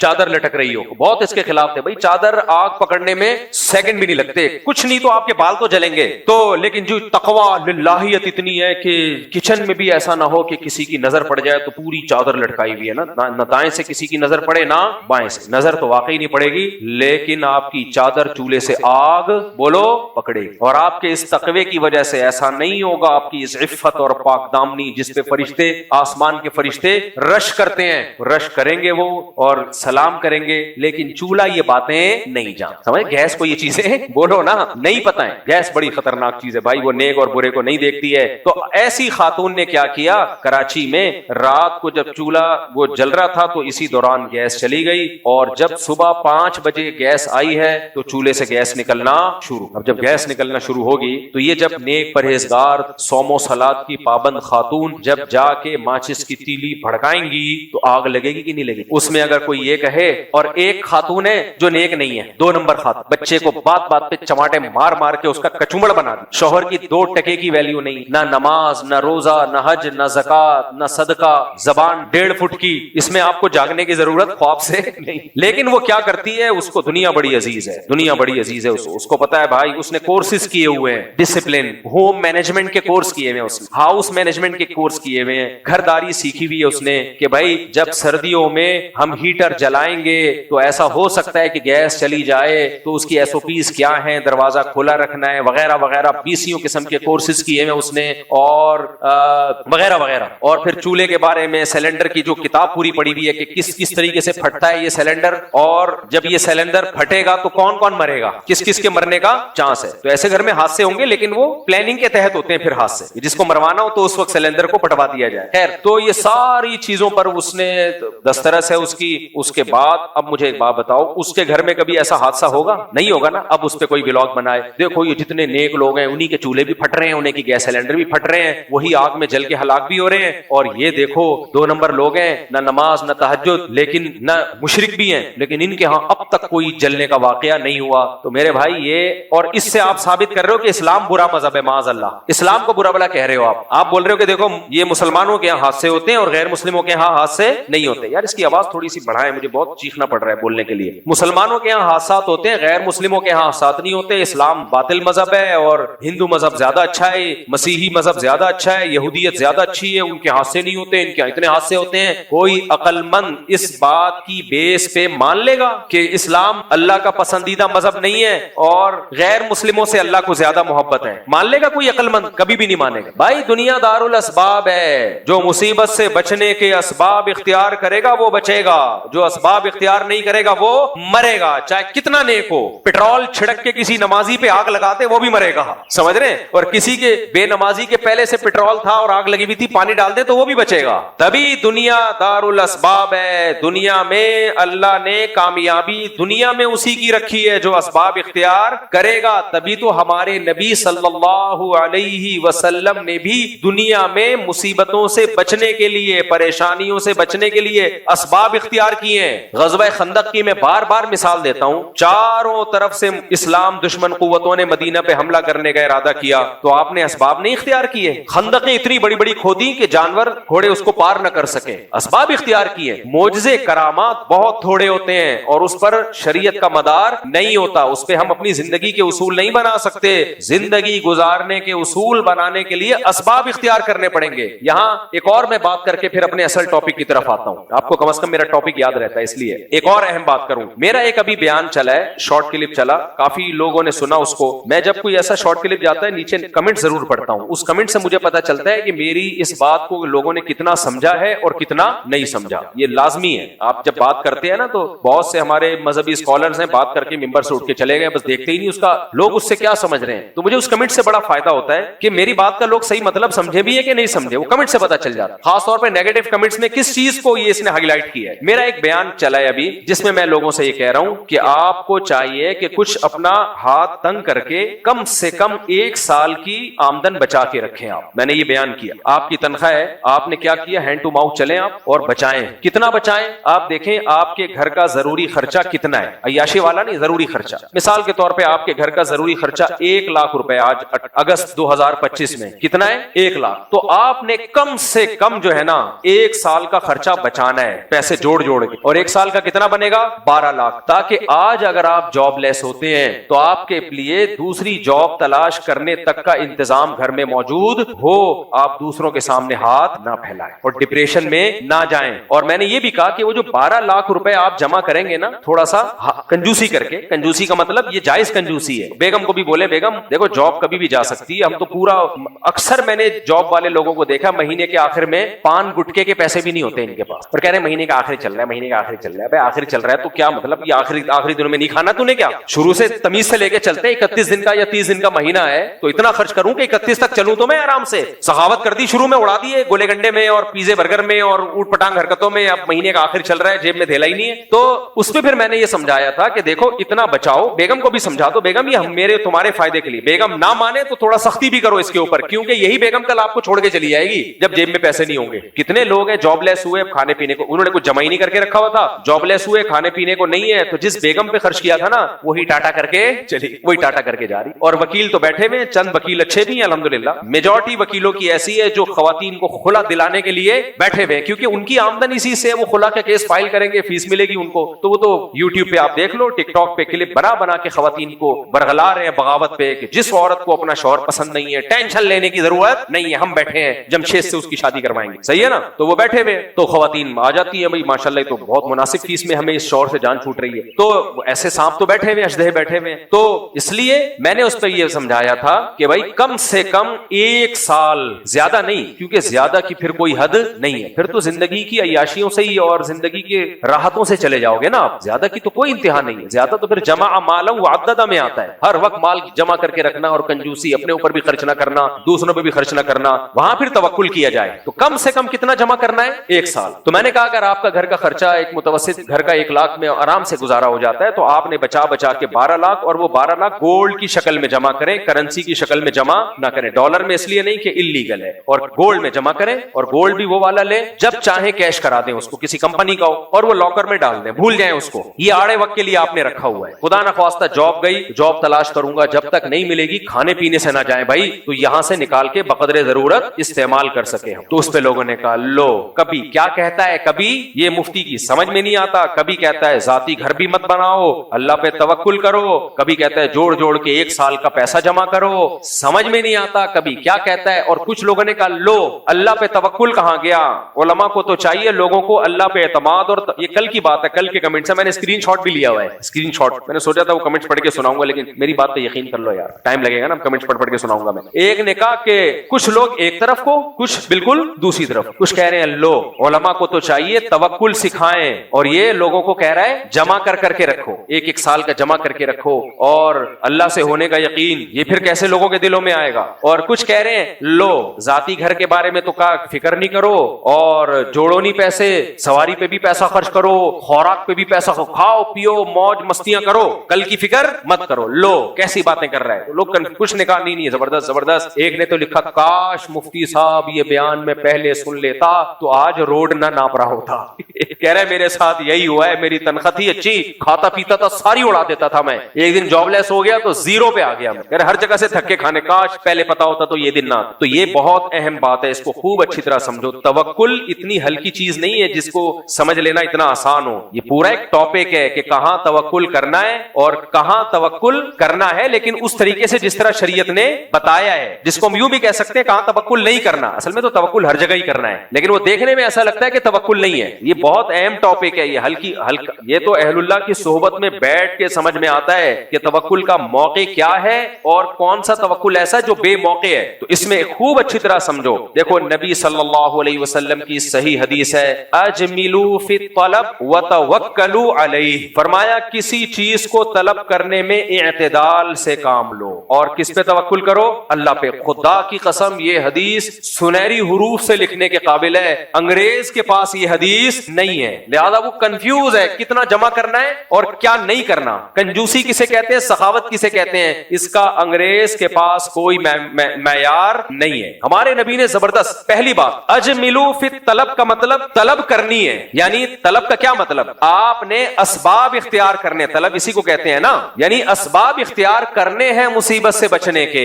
اسباب اختیار کیے بغیر اللہ پہ اعتماد اور توکل یہ اسلام میں جائز نہیں ہے. اسباب اختیار کرنے ہیں آپ نے, پہلا تو ہمیں یہ پتا چل. اب مجھے وہ بتاؤ, جو آدمی مہینے کے کماتا ہے, کیا یہ دن رات ہم واقعات نہیں سنتے کہ جاب چلی گئی, کمپنی بیٹھ گئی, یہ ہو گیا, لوگ کہتے ہیں گورنمنٹ جاب میں کوئی نقصان نہیں ہوتا. کیوں نہیں ہو سکتا بھائی, اسٹیل مل پوری بند نہیں ہو گئی. ہمارے جو اسٹیل مل کے لوگ تھے پورے اسٹیل کے چمچ بھی نہیں چھوڑے انہوں نے, ایک چمچ تک نہیں چھوڑا انہوں نے. اسٹیل مل کو جب کھانا شروع کیا, وہاں جو لوگ بھی بڑے لیول پہ لوگ تھے تو کیسا کھائیں, جو کپ تھے نا کپ وہ بھی گھر لے گئے, تو پھر ان کی تنخواہیں رکی ہیں. میں نے تو روڈوں پہ گھومتا ہوئے دیکھا ان کو. آپ کے ساتھ بھی حادثہ ہو سکتا ہے, آپ جاب کے قابل ہی نہ رہیں, BCO قسم کے معاملات ہو سکتے ہیں. اس کی آواز میں نے کہا تھا تھوڑی سی بڑھا دیں. تو طلب کرنا ہے, مصیبت سے بچنے کے اسباب بولو اختیار کرنے ہیں. تو مصیبت میں یہ بھی ہے بھائی, یہ دن رات ہم سنتے ہیں جاب گئی روڈ پہ آ گئے, کیا آپ نے انتظام کیا ہوا پہلے سے اس کے لیے؟ تو اگر آپ سرے سے انتظام کرنا ہی چھوڑ دیتے ہو اور پھر کہتے ہو اللہ کھلائے گا اللہ پلائے گا, یہ وہ توکل ہے جس کی شریعت نے آپ کو اجازت نہیں. یہ ایسا ہی ہے جیسے رات کو گیس کا چولہا آپ نے جلا چھوڑ دیا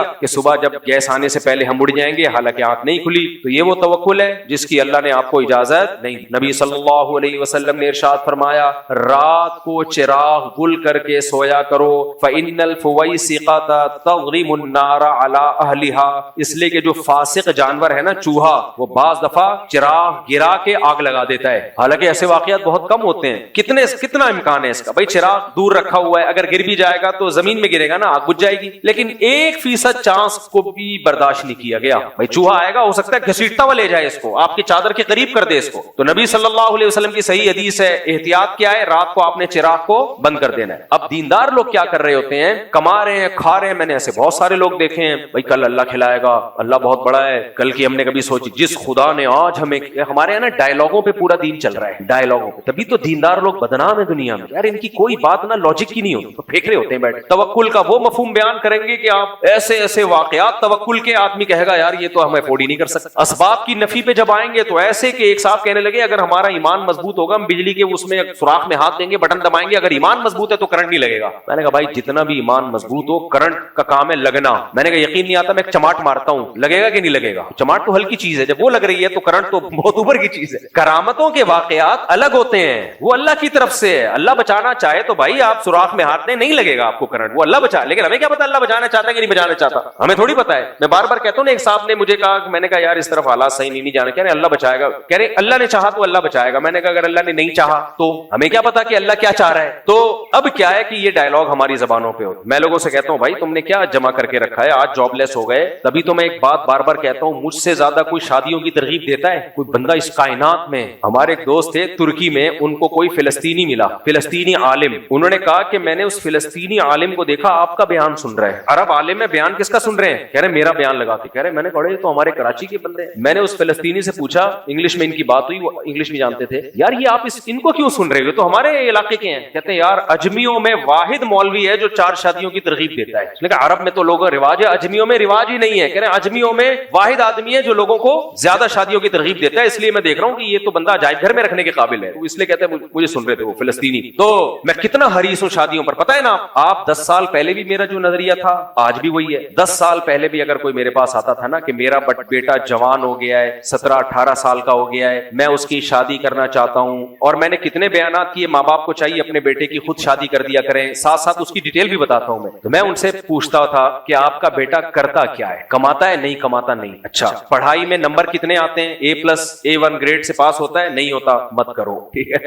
ہمارے یہاں بھی دوست احباب ہیں, اپنے بیٹے کے بارے میں مجھ سے انہوں نے مشورے آ کے لیے کہ مفتی صاحب آپ شادیوں کی بڑی ترغیب دیتے ہیں, اور آپ کے بیانات سے متاثر ہو کر میں نے ارادہ کیا ہے اب میں بھی اپنے بیٹے کی شادی اپنے خرچے پہ اور اللہ توکل پہ کر رہا ہوں. یہ ان کا اسٹائل ہوتا آپ کے بیانات سے. میں نے کہا میرے بیانات سے متاثر ہو کر خود دوسری کر لیتے, تیسری کر لیتے, بچوں کی بھی کراتے, لیکن ان شرائط کے ساتھ جو شرطیں میں بیان کرتا ہوں وہ شرطیں آپ نے سنی ہے. نہیں مفتی صاحب آپ تو کہتے ہیں جب نکاح کرو گے تو کون پیسہ دے گا, اللہ دے گا. میں نے کہا آپ نے آدھا بیان سنا ہے, آدھا نہیں. کتنے میں آپ کو ثبوت کے طور پہ وہ لوگ دکھا سکتا ہوں. کہتے نہیں یار بچہ بڑا ہو گیا اب تو کرنی چاہیے. میں نے کہا بھائی دیکھو, یا تو پڑھائی کو فوکس کر رہا ہو, ذمہ داری پوری کر رہا ہو, میڈیکل کالج میں پڑھ رہا ہے, نمبر اچھے آ رہے ہیں, آپ کو پتا ہے یہ کل کما لے گا, آج نہیں کما رہا کل کما لے گا, آپ اپنے خرچے پہ کر دو اس کی شادی, کوئی بات نہیں. ایک بہو گھر میں آئے گی, 2 روٹی زیادہ پک جائے گی, اللہ آپ کے مال میں برکت دے گا. وہ بہو آپ کی بیٹی بھی ہوگی, اس کے بچے آپ کے پوتے کہلائیں گے, اور آپ کا خون ہے, آپ کی اولاد ہے. کر دو یار, ابھی وہ پڑھائی کر رہا ہے نا, نہیں کر سکتا. اس کی شادی کو 4 سال 8 سال 10 سال ڈیلے کرنا ظلم ہے اس کے ساتھ. باپ تو باپ ہوتا ہے نا. کیا خیال ہے بھائی, باپ کا تو مطلب یہی ہے کہ یار اس کی ذمہ داریاں اخلاقی شرعی ذمہ داری نہیں ہے, بالغ ہونے کے بعد باپ کے ذمہ نہیں ہے, خوب سمجھ لو, اخلاقی ذمہ داری. شریعت میں تو ہر شخص اپنا خرچہ خود اٹھائے گا, شرعن واجب نہیں ہے باپ کے اوپر کہ وہ آپ کی شادی کرے, خوب سمجھ لو. اگر وہ نہیں کرتا کوئی قیامت میں اس سے سوال نہیں ہوگا, ہاں رکاوٹ نہ بنے بس وہ. لیکن اخلاقی طور پہ کیا ہے یار, جب ساری زندگی اس کو روٹی کھلائی, ساری زندگی اس کو ٹھکانہ دیا, تو ایک بیسک ضرورت ہے اس کی, وہ بھی کیا کرو, بولو نا, آپ کے فائدے کی بات کرو, پھوڑ دو کیا جا رہا ہے, یہ بھی ذمہ داری پوری کر دو یار. اور یہ فیملی پلاننگ والوں کے چکر میں نہیں پڑو کہ بچے ہوئیں گے کھائیں گے کہاں سے. اس میں توکل اللہ پہ واجب ہے, یہ وہ توکل ہے جو واجب ہے, سمجھ رہے ہو. لیکن وہ اپنی ذمہ داری پوری کرے. میڈیکل کالج میں پڑھ رہا ہے, انجینئرنگ یونیورسٹی میں پڑھ رہا ہے, آپ کو پتا ہے یار کل انجینئر بن جائے گا, کمائے گا, لیکن ٹائم پہ کالج جا رہا ہے, جو بھی کتابوں میں دلچسپی لے رہا ہے. ایسا نہیں ہے کہ وہاں جا کے جیسے ہوتے ہیں بہت سے ٹائم ویسٹ کر رہے ہوتے ہیں. یا تو پڑھائی کو فوکس, اگر پڑھ نہیں رہا تو کما کے کھلا رہا ہو, عملی طور پہ کما رہا ہو. پھر وہ یہ نہیں کہ بعد میں کما لوں گا شادی کے بعد, نہ ابھی لا کے میرے ہاتھ میں مہینے میں اتنے پیسے دے گا تو تیری شادی اتنے جس سے ایک بیوی پل جائے. اس میں بھی لوگوں کا معیار بہت اونچا ہے. ایک آدمی کی 4 لاکھ کم وقت کی آمدن تھی, اس کے باپ کہہ رہا تھا جب تو اپنے پاؤں پہ کھڑا ہوگا تو تیری شادی کروں گا. میں مجھے کہہ رہا ہے میں 4 لاکھ کما رہا ہوں, میرے باپ, میں نے کہا کر لے شادی, بتا دے ہو گئی. میں نے لوگوں کو مشورے دیے, میں نے کہا, کہتے نہیں بیٹا ابھی پڑھ تو رہا نہیں ہے, اسکول نہیں جاتا ٹائم پہ, کالج نہیں جاتا وغیرہ وغیرہ. میں نے کہا پھر کما کیا رہا, کہہ رہے کما لے گا بعد میں. میں نے کہا عذاب جان بنے گا, یہ بتا رہا ہوں. یہ کیا بنے گا, عذاب. کہہ رہے اللہ پہ توکل. میں نے کہا یہ توکل جائز, بولو نہیں, یہ توکل جائز نہیں, غلط توکل کر. میں نے کہا جب فری پھوکٹ میں ایک موٹیویشن ہوتی ہے انسان کے پاس کہ یار میں نے شادی کرنی ہے, اچھی جگہ رشتہ مجھے جب ملے گا جب میں کچھ بن کے دکھاؤں گا. جب آپ نے کر دی شادی,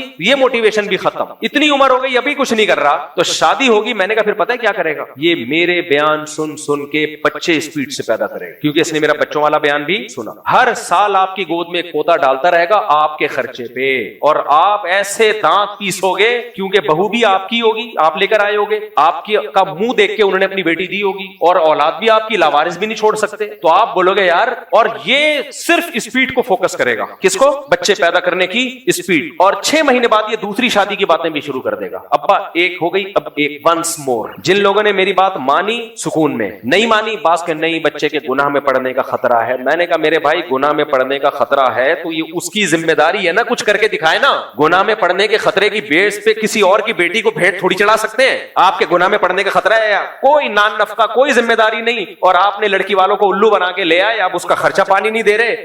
سسر آپ کا پوچھ رہا ہے کمبخت میری بیٹی کا خرچہ تو اٹھا, کہ خرچہ تو نہیں ہے تو شادی کیوں کی, گناہ میں پڑنے کا خطرہ تھا مجھے خطرہ یہ تھا کہ کسی گناہ میں مبتلا, وہ کہے گا پھر تبلیغ میں وقت لگا لیتا کچھ اور, ہماری بیٹی کو کیوں, اس کا مستقبل تو نے کیوں بھیٹ چڑھا دیا. میں سمجھا پا رہا ہوں اپنی بات, نہیں آ رہی سمجھ. اتنے بیوقوف ہم ہیں نہیں جتنے لوگ ہمیں سمجھتے ہیں. تو جو میرا بیان تھا نا میں اسی پہ قائم ہوں. تو ایسے موقع پہ میں کہتا ہوں ہاں ماں باپ ظلم یہ کر رہے ہوتے ہیں, بچہ میڈیکل کالج میں پڑھ رہا ہے, نمبر اچھے آ رہے ہیں, بھائی 4 سال لگیں گے اس کی تعلیم, اس وقت تک یہ بیچارہ بڈھا ہو جائے گا, ہاؤس جاب بھی ہے, پھر اس کے بعد اس کو اسپیشلائزیشن ہے, BCO, وہ تو 35-36 سال میں جا کے کیا ضرورت ہے اس تکلف کی یار. یہ تو انگریز کرتے ہیں پھر 50-50 سال میں جب فیوچر ان کا مستقبل ہوتا ہے. وہی بات ہے کہ جب دانت تھے تو بادام کھانے کے پیسے نہیں تھے, اب جب بادام کھانے کے پیسے آئے تو منہ میں چبانے کے دانت ہی نہیں. تو اولاد میں جو ذمہ دار یا تو پڑھائی کو فوکس کر رہا ہو یا کما کے لا رہا ہو, پھر باپ کو چاہیے اس کی شادی کرے, پھر اللہ پہ توکل کرے, اللہ پہ اعتماد کرے. ہمارے ایک دوست ہیں, ان کا بیٹا میڈیکل کالج میں پڑھ رہا تھا, انہوں نے شادی کر دی اس کے اپنے خرچے پہ.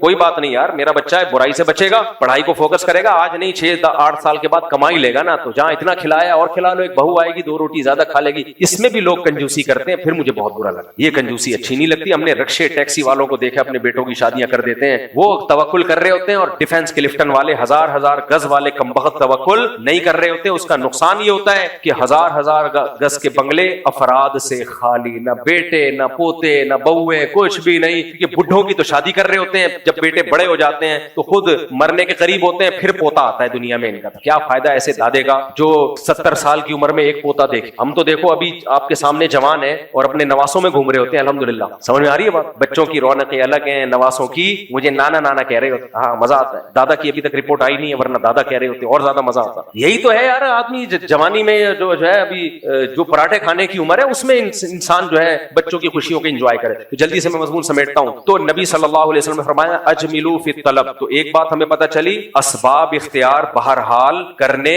हैं। तो ये जो हमारे यहाँ सैलाबों से तबाही आ रही है, तो तबाहियों से बचने के हमारे पास ना सिर्फ ये कि असबाब नहीं है बल्कि दबोने के पूरे असबाब हैं। ये तो अल्लाह ने शायद हमारे दीन की वजह से थोड़ा सा बचा लिया हो, वरना हमारे पास तो बारिश के 4 छींटों को ठिकाने लगाने का कोई इंतजाम नहीं है। तो वो जो व्लॉगर कंपेयर कर रहा है ना, वहां की यूरोप की वीडियो बना बना के और यहाँ की वीडियो बना बना के कंपेयर कर रहा है, देखो वो क्रिश्चियन है और वो गैर मुस्लिम है, उनके यहाँ कोई तबाही नहीं होती, और ये मुसलमान है, इस्लामी मुल्क है, तबाहियां ही तबाहियां। और इससे वो इस्लाम को असल में वो करना चाह रहा है कि इस्लाम गलत गोया मजहब है। भाई इस्लाम तो नबी ने तो बड़ा बेहतरीन प्रिंसिपल एक बयान किया है, अजमिलू फी तलब, असबाब इख्तियार करो। तो पानी, वो कितना हमारे पास एक अजीम स्कॉलर है जिनका ये है कि बारिश आता है तो पानी आता है, यही है ना, कुछ और मलफूज है। हमारे पास तो ऐसे ऐसे लोग हैं जिन्होंने हम पे पहले बता के चले नहीं गए, अभी हैं वो, और जाएंगे भी नहीं, अल्लाह लंबी उम्र दे। तो मेरे ना सॉफ्टवेयर अपडेट हो जाए ना, तो उन्होंने हमें पहले बता दिया था चंद साल पहले कि बारिश आता है तो पानी आता है, और बारिश जब ज्यादा आता है तो पानी ज्यादा आता है। ये एक फैक्ट है और ये साइंस से साबित शुदा एक फैक्ट है। तो इस फैक्ट के हिसाब से जब बारिश सिंध में सैलाब आया, उसके बाद हमें संभल जाना चाहिए था हमारे हुक्मरानों को। भाई एक दफा इतनी तबाही हुई है, लोग कैसे गिड़गिड़ा रहे थे कि अल्लाह बचा ले, अल्लाह बचा ले। अल्लाह ने नहीं बचाया। अल्लाह बताना चाह रहा था कि जिन लोगों को तुमने मुसल्लत किया है ना अपने ऊपर, इनको अब तो दबाव डालो, अब तो बाहर निकलो, इनको बोलो भाई एक दफा सिंध सैलाब में डूब गया, अब तो डैम बनाओ, अब तो इसको स्टोर करने का इंतजाम करो। कोई सिंध में धरना हुआ उसके बाद है भाई, 2-2.5 साल पुरानी बात है ना, मैं तो खुद गया था उस सैलाब में मदद के लिए। कितनी तबाही हुई, क्या कौम सड़कों पे निकली, क्या कौम ने हुक्मरानों पे दबाव डाला कि अगर दोबारा ऐसा सैलाब आया ना तुम्हारी बोटियां नोच के खाएंगे। कोई निकली कौम? चुप क्यों बैठे हो भाई, कुछ भी नहीं। दोबारा सिंध के लोग इंतजार कर रहे हैं। कराची में सैलाब आता है और गाड़ियां उल्टी बहती हैं, बेड़ा गर्क हो जाता है कराची में जब बारिशें होती हैं। तो कराची की आवाम निकली रोडों पे, हुक्मरानों के बाहर जाके धरने मारे कि दोबारा अगर कराची में बारिश हुई और सिस्टम हुकूमत ने ना किया तो ऐसी की तैसी कर देंगे हम तुम्हारी। कोई हुआ ऐसे? कुछ भी नहीं हुआ। तो हम असबाब इख्तियार कर रहे हैं, बोलते क्यों नहीं? भाई तहज्जुद पढ़ते रहो, आप सुबह शाम की तस्बीहात पाबंदी से पढ़ो, आप बगले बगले भी पाबंदी से साफ किया, नीट क्लीन रहा करो। जब बारिश आएगी तो तबाही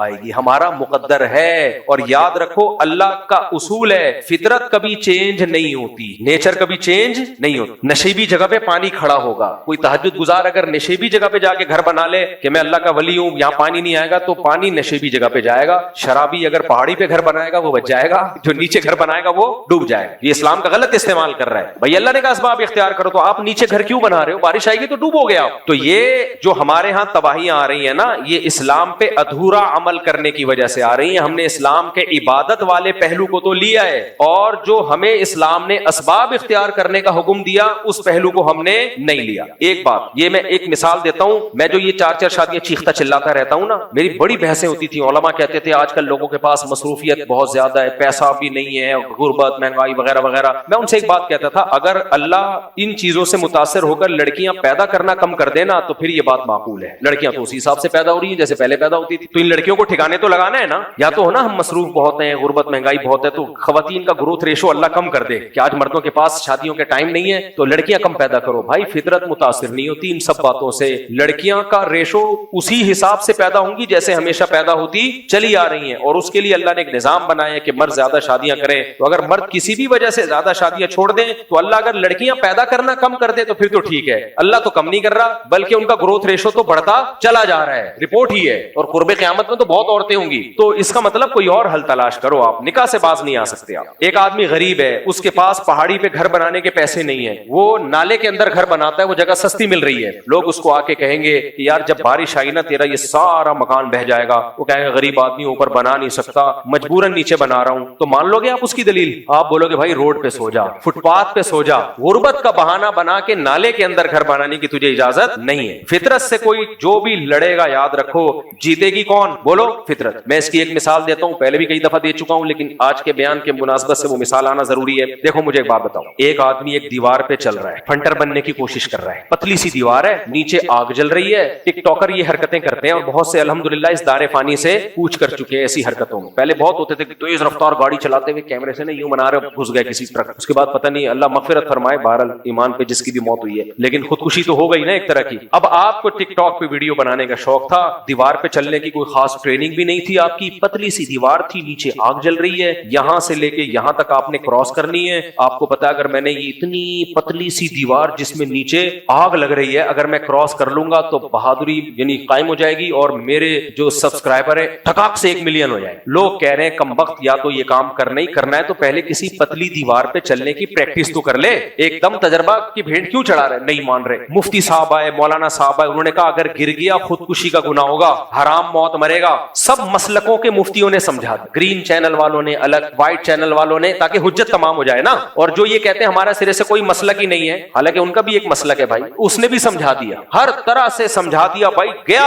اکارڈنگ ٹو اسلام تو اس آگ میں گرتے ہی کہاں جائے گا, جہنم میں, جہنم میں جائے گا. کیوں خودکشی کا گناہ ہوگا. نہیں آ رہی سمجھ میں. اب چلنے لگا, دیوار بہت اونچی تھی, دیوار بہت اونچی, چلتے چلتے پاؤں گرا, اب نیچے آنا شروع. اب اس کو خیال آیا کہ میں نے علماء کی بات نہیں مانی, جہنم میں جاؤں گا تو میں توبہ کر لیتا ہوں. بیچ میں اتنا ٹائم تھا کہ اس کو توبہ کا موقع, تبھی میں نے دیوار اونچی کی ہے اسی وجہ سے. اگر آپ سمجھتے ہیں کہ نہیں جتنی بھی اونچی دیوار ہو اتنا کہاں ٹائم ملے گا, تھوڑی اور اونچی کر لو, کیا جا رہا ہے بھائی, مثال ہی ہے نا. لوگ نا اس پہ بھی فرضی مثالیں دے کے قرآن سنت سننے کے لیے آئے ہیں, فرضی مثالوں کے لیے نہیں آئے. بھائی مثال ہی ہوتی ہے, یہ قرآن و سنت سمجھانے کے لیے ہی ہوتی ہے. تو دیوار تھوڑی سی کیا کر لو اور اونچی, اتنی اونچی کر لو کہ راستے میں اس کو خیال آ گیا اور توبہ کر لی اس نے. اب اس نے گڑ گڑا کہ اللہ کے نیچے آ رہا ہے اور توبہ کر رہا ہے, اے اللہ معاف کر دے, میں نے گناہ کیا, کسی عالم کی بات نہیں مانی, اب مجھے پتا ہے میں مروں گا, خودکشی ہوگی, میں گڑ گڑا کے توبہ کرتا ہوں, اے اللہ میرے اس جرم کو معاف کر دے. اور توبہ کی تینوں ارکان پورے کیے اس نے. توبہ کے 3 ارکان ہیں. پچھلے پر ندامت کہ کاش ایسا نہ کرتا, اس وقت چھوڑ دے اس عمل کو,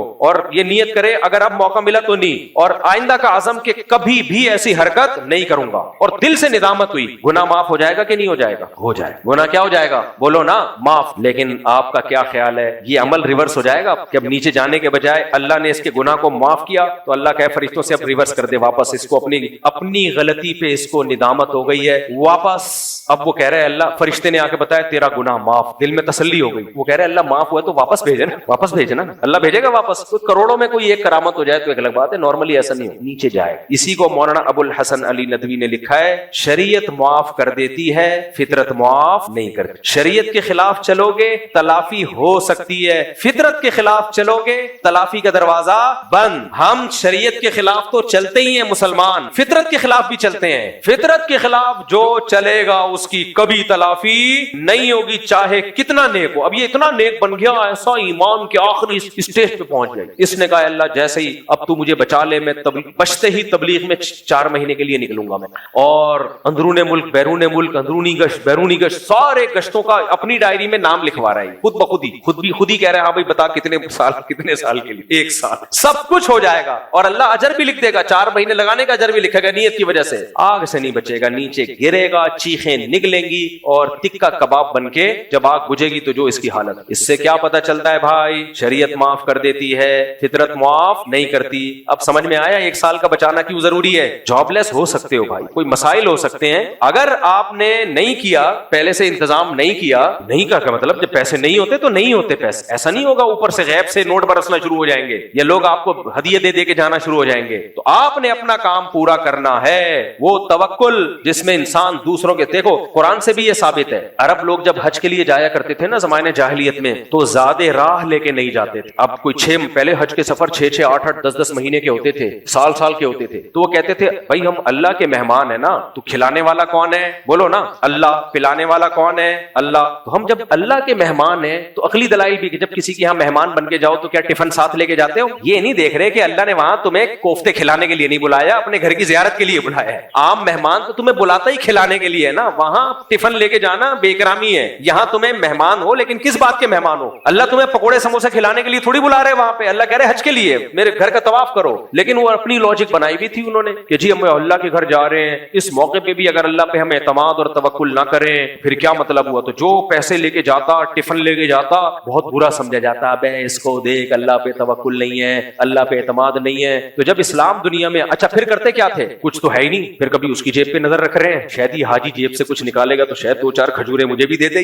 اگر کسی کو دے دی نا تو کیا کنڈیشن ہوتی ہوگی, دیکھا اللہ پہ توکل کا نتیجہ دیکھا, غیب سے کھجوریں آئی ہیں, غیب سے, صحیح ہے نا. تو جس کو آ جاتی تھی، عرب میں سخاوت تو تھی، وہ تو کہتا اللہ پہ توکل، اور جس کو نہیں آتی وہ کہتا ہوگا اللہ پہ توکل کامل نہیں ہے، پھر وہ وہاں جا کے بھیک مانگتا تھا کہ بھائی صاحب کو 50 روپے مل جائیں گے، 2 وقت کا کھانا نہیں کھایا، طواف ہی نہیں ہو رہا بھائی صاحب، پھر دوسروں کی جیبوں پہ نظر، خوش آمدیں، یہ سب چیزیں. تو قرآن کے الفاظ کتنے خاندانی ہیں. جب اسلام آیا، حج کا حکم آیا، اللہ نے فرمایا وَتَزَوَّدُوا، حج پہ جاتے وقت زادِ راہ لیا کرو، آنے جانے کا پورا انتظام. حضرات فقہا نے کیسا ایکسپلین کیا، فرمایا حج پہ جانے کے لیے ضروری ہے آنے جانے کا خرچہ، وہاں رہنے کا خرچہ، کھانے کا خرچہ، اور اس دوران گھر میں کیا چھوڑ کے جا رہا ہے، گھر والوں کو کہاں سے کھلائے گا، اس کا بھی خرچہ ارینج کر کے جائے گا. یہ اگر نہیں کر سکتا تو اس پہ حج فرض نہیں ہے، بلکہ اس کے لیے حج پہ جانا جائز نہیں ہے. 2 مہینے کے لیے جا رہا ہے، 1 سال کے لیے جا رہا ہے، پیچھے گھر والوں کو کیا دے کے جا رہا ہے، ان کو بھی سکھایا ہوا میں اللہ کے لیے جا رہا ہوں، تو نہ ان کا بھی انتظام کر کے جائے گا. میں سمجھا پا رہا ہوں اپنی بات؟ ہاں. اب مادہ پرست میں اور پھر مسلمان میں کیا فرق ہو گیا؟ مادہ پرست بھی اسباب اختیار کرتا ہے، مسلمان بھی اسباب اختیار کرتا ہے، تو پھر توکل کہاں گیا؟ توکل کا مطلب کیا ہوا؟ تو وہ حدیث میں ہے اجملو، اعتدال. اسباب میں کیا کرنا ہے؟ اعتدال. وتوکلوا علیہ، اعتدال کا مطلب کیا ہے؟ تبھی میں کہتا ہوں 1 سال کا جمع کرو، حالانکہ امکان تو یہ بھی ہے کہ ہو سکتا ہے 1 سال میں بھی جاب نہ ملے. کیا خیال ہے بھائی؟ امکان ہے کہ نہیں ہے؟ مجھے نہیں لگ رہا آپ لوگ کو کچھ سمجھ نہیں لگ رہا، ایسے ڈھیلے بالکل پتہ نہیں جیسے کیا نیند نہیں ہوتی. یا لیمبو پانی پی کے آیا کرو، جو میں نے طریقہ بتایا نا، 1 گھنٹہ لیمن کو پانی میں ڈال کے رکھو اور تھوڑا شہد ملاؤ، بیان میں آنے سے پہلے پی جایا کرو اپنے خرچے پہ. دیکھو ایکٹیو ہو جاؤ گے آپ. اچھا خیر، تو دوسری چیز کیا سکھائی؟ اعتدال، بیلنس. ہوس نہیں کرنی، ہوس نہیں. ایک آدمی جو کماتا ہی نہیں ہے اور ایک آدمی کمانے پہ آیا تو گدھا بنا ہوا ہے، نائٹ ڈیوٹی، دن میں بھی جا رہا ہے، نہ بچوں کو ٹائم، نہ صحت کو ٹائم. ہمارے بھائی اسٹاک ایکسچینج میں ہوتے تھے، وہ بتاتے تھے اسٹاک ایکسچینج میں جو بروکر ایجنٹ تھے نا، کہتے میں نے اپنی آنکھوں سے پاگل ہوتے ہوئے دیکھا، کروڑوں روپے کے بزنس ہو رہے ہیں ہر وقت کہہ رہے سوتے ان کی کمپلین آتی تھی راتوں کو خواب میں، کروڑوں روپے کا شیئر ادھر کر دو، اتنے روپے کا شیئر ادھر کر دو، اتنے اس کو، یہ کمپنی بیٹھ رہی ہے، یہ کمپنی اٹھ رہی ہے. سوتے ہوئے میں چیخ مار کے جاگ جاتے تھے ہر وقت. کیا کر رہے ہیں؟ کیونکہ انہوں نے موٹیویشنل اسپیکر کو سنا ہوا ہے، اسٹرگل اینڈ ہارڈ ورکنگ. بڑے نامور لوگوں کے نام آتے ہیں، وہ اتنے عظیم لوگ محنت سے ہی بنے ہیں بھائی. او بھائی یہ گدھا ہے، گدھا پن ہے، یہ ہوس ہے، کیڑے کھائیں گے بھائی.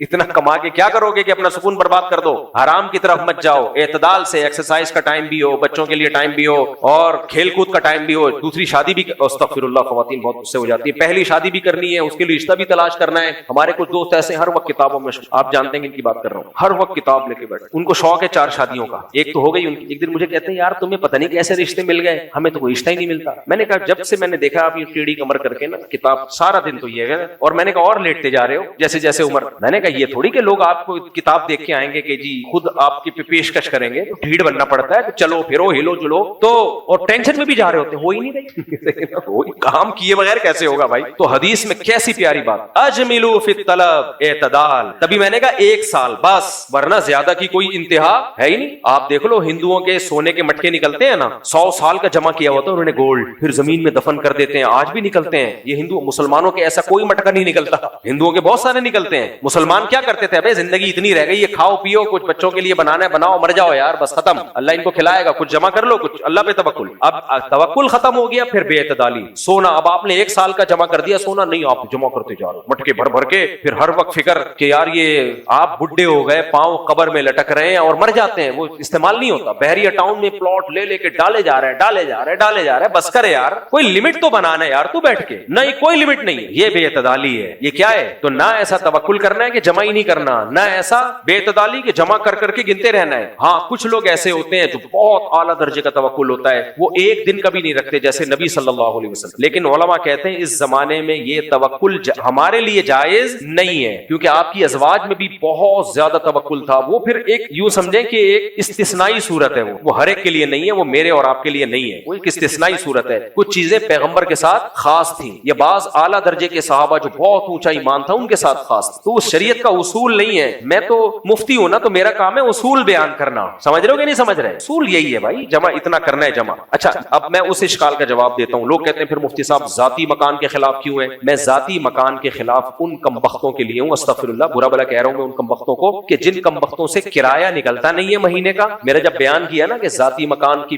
ہوس نہ کیا کرو، فکر نہ کیا کرو، تو لوگوں نے اس پہ کہا بھائی ذاتی مکان تو ذاتی ہوتا ہے، کرائے کے مکان سے کبھی بھی نکال دیتے ہیں. تو اس پہ میں نے کیا کہا، کئی بار بتا چکا ہوں، بہت پیسہ اللہ نے دیا ہے نا، کھانا پینا اور یہ سب چیزوں سے بچ رہا ہے تو ذاتی بنا لو، ورنہ ذاتی مکان مہنگا بہت ہوتا ہے. تو متوسط درجے کی آمدن والے آدمی اگر ذاتی مکان بنانے کی فکر میں لگے گا نا، تو یہ نہیں کہ ایک سال تک کا اسٹور، کئی سالوں کی آمدن اس کو ہینڈ ٹو ماؤتھ چلنا پڑے گا، اور پھر 60-70 سال کی عمر میں جا کے ذاتی گھر بنائے گا، تو زندگی برباد کر دی کہ نہیں کر دی؟ تو اس لیے وہاں تو صحیح حدیث موجود ہے، نبی صلی اللہ علیہ وسلم کی صحیح حدیث ہے، بدترین چیز جس پہ انسان کا پیسہ خرچ ہو وہ تعمیر ہے. نہیں آئی سمجھ میں بات؟ کیا مطلب؟ یہ نہیں فرمایا کہ حرام ہے تعمیر پہ پیسہ خرچ کرنا، نہ، بدترین چیز. حدیث کے بدترین کا ایک مطلب ہوتا ہے، یہ وہ والا بدترین نہیں ہے جو اردو میں. اس کی مثال دیکھو، نبی صلی اللہ علیہ وسلم نے فرمایا شر صفوف الرجال آخرها وشر صفوف النساء اولها. مردوں کی بدترین صف نماز میں آخری ہے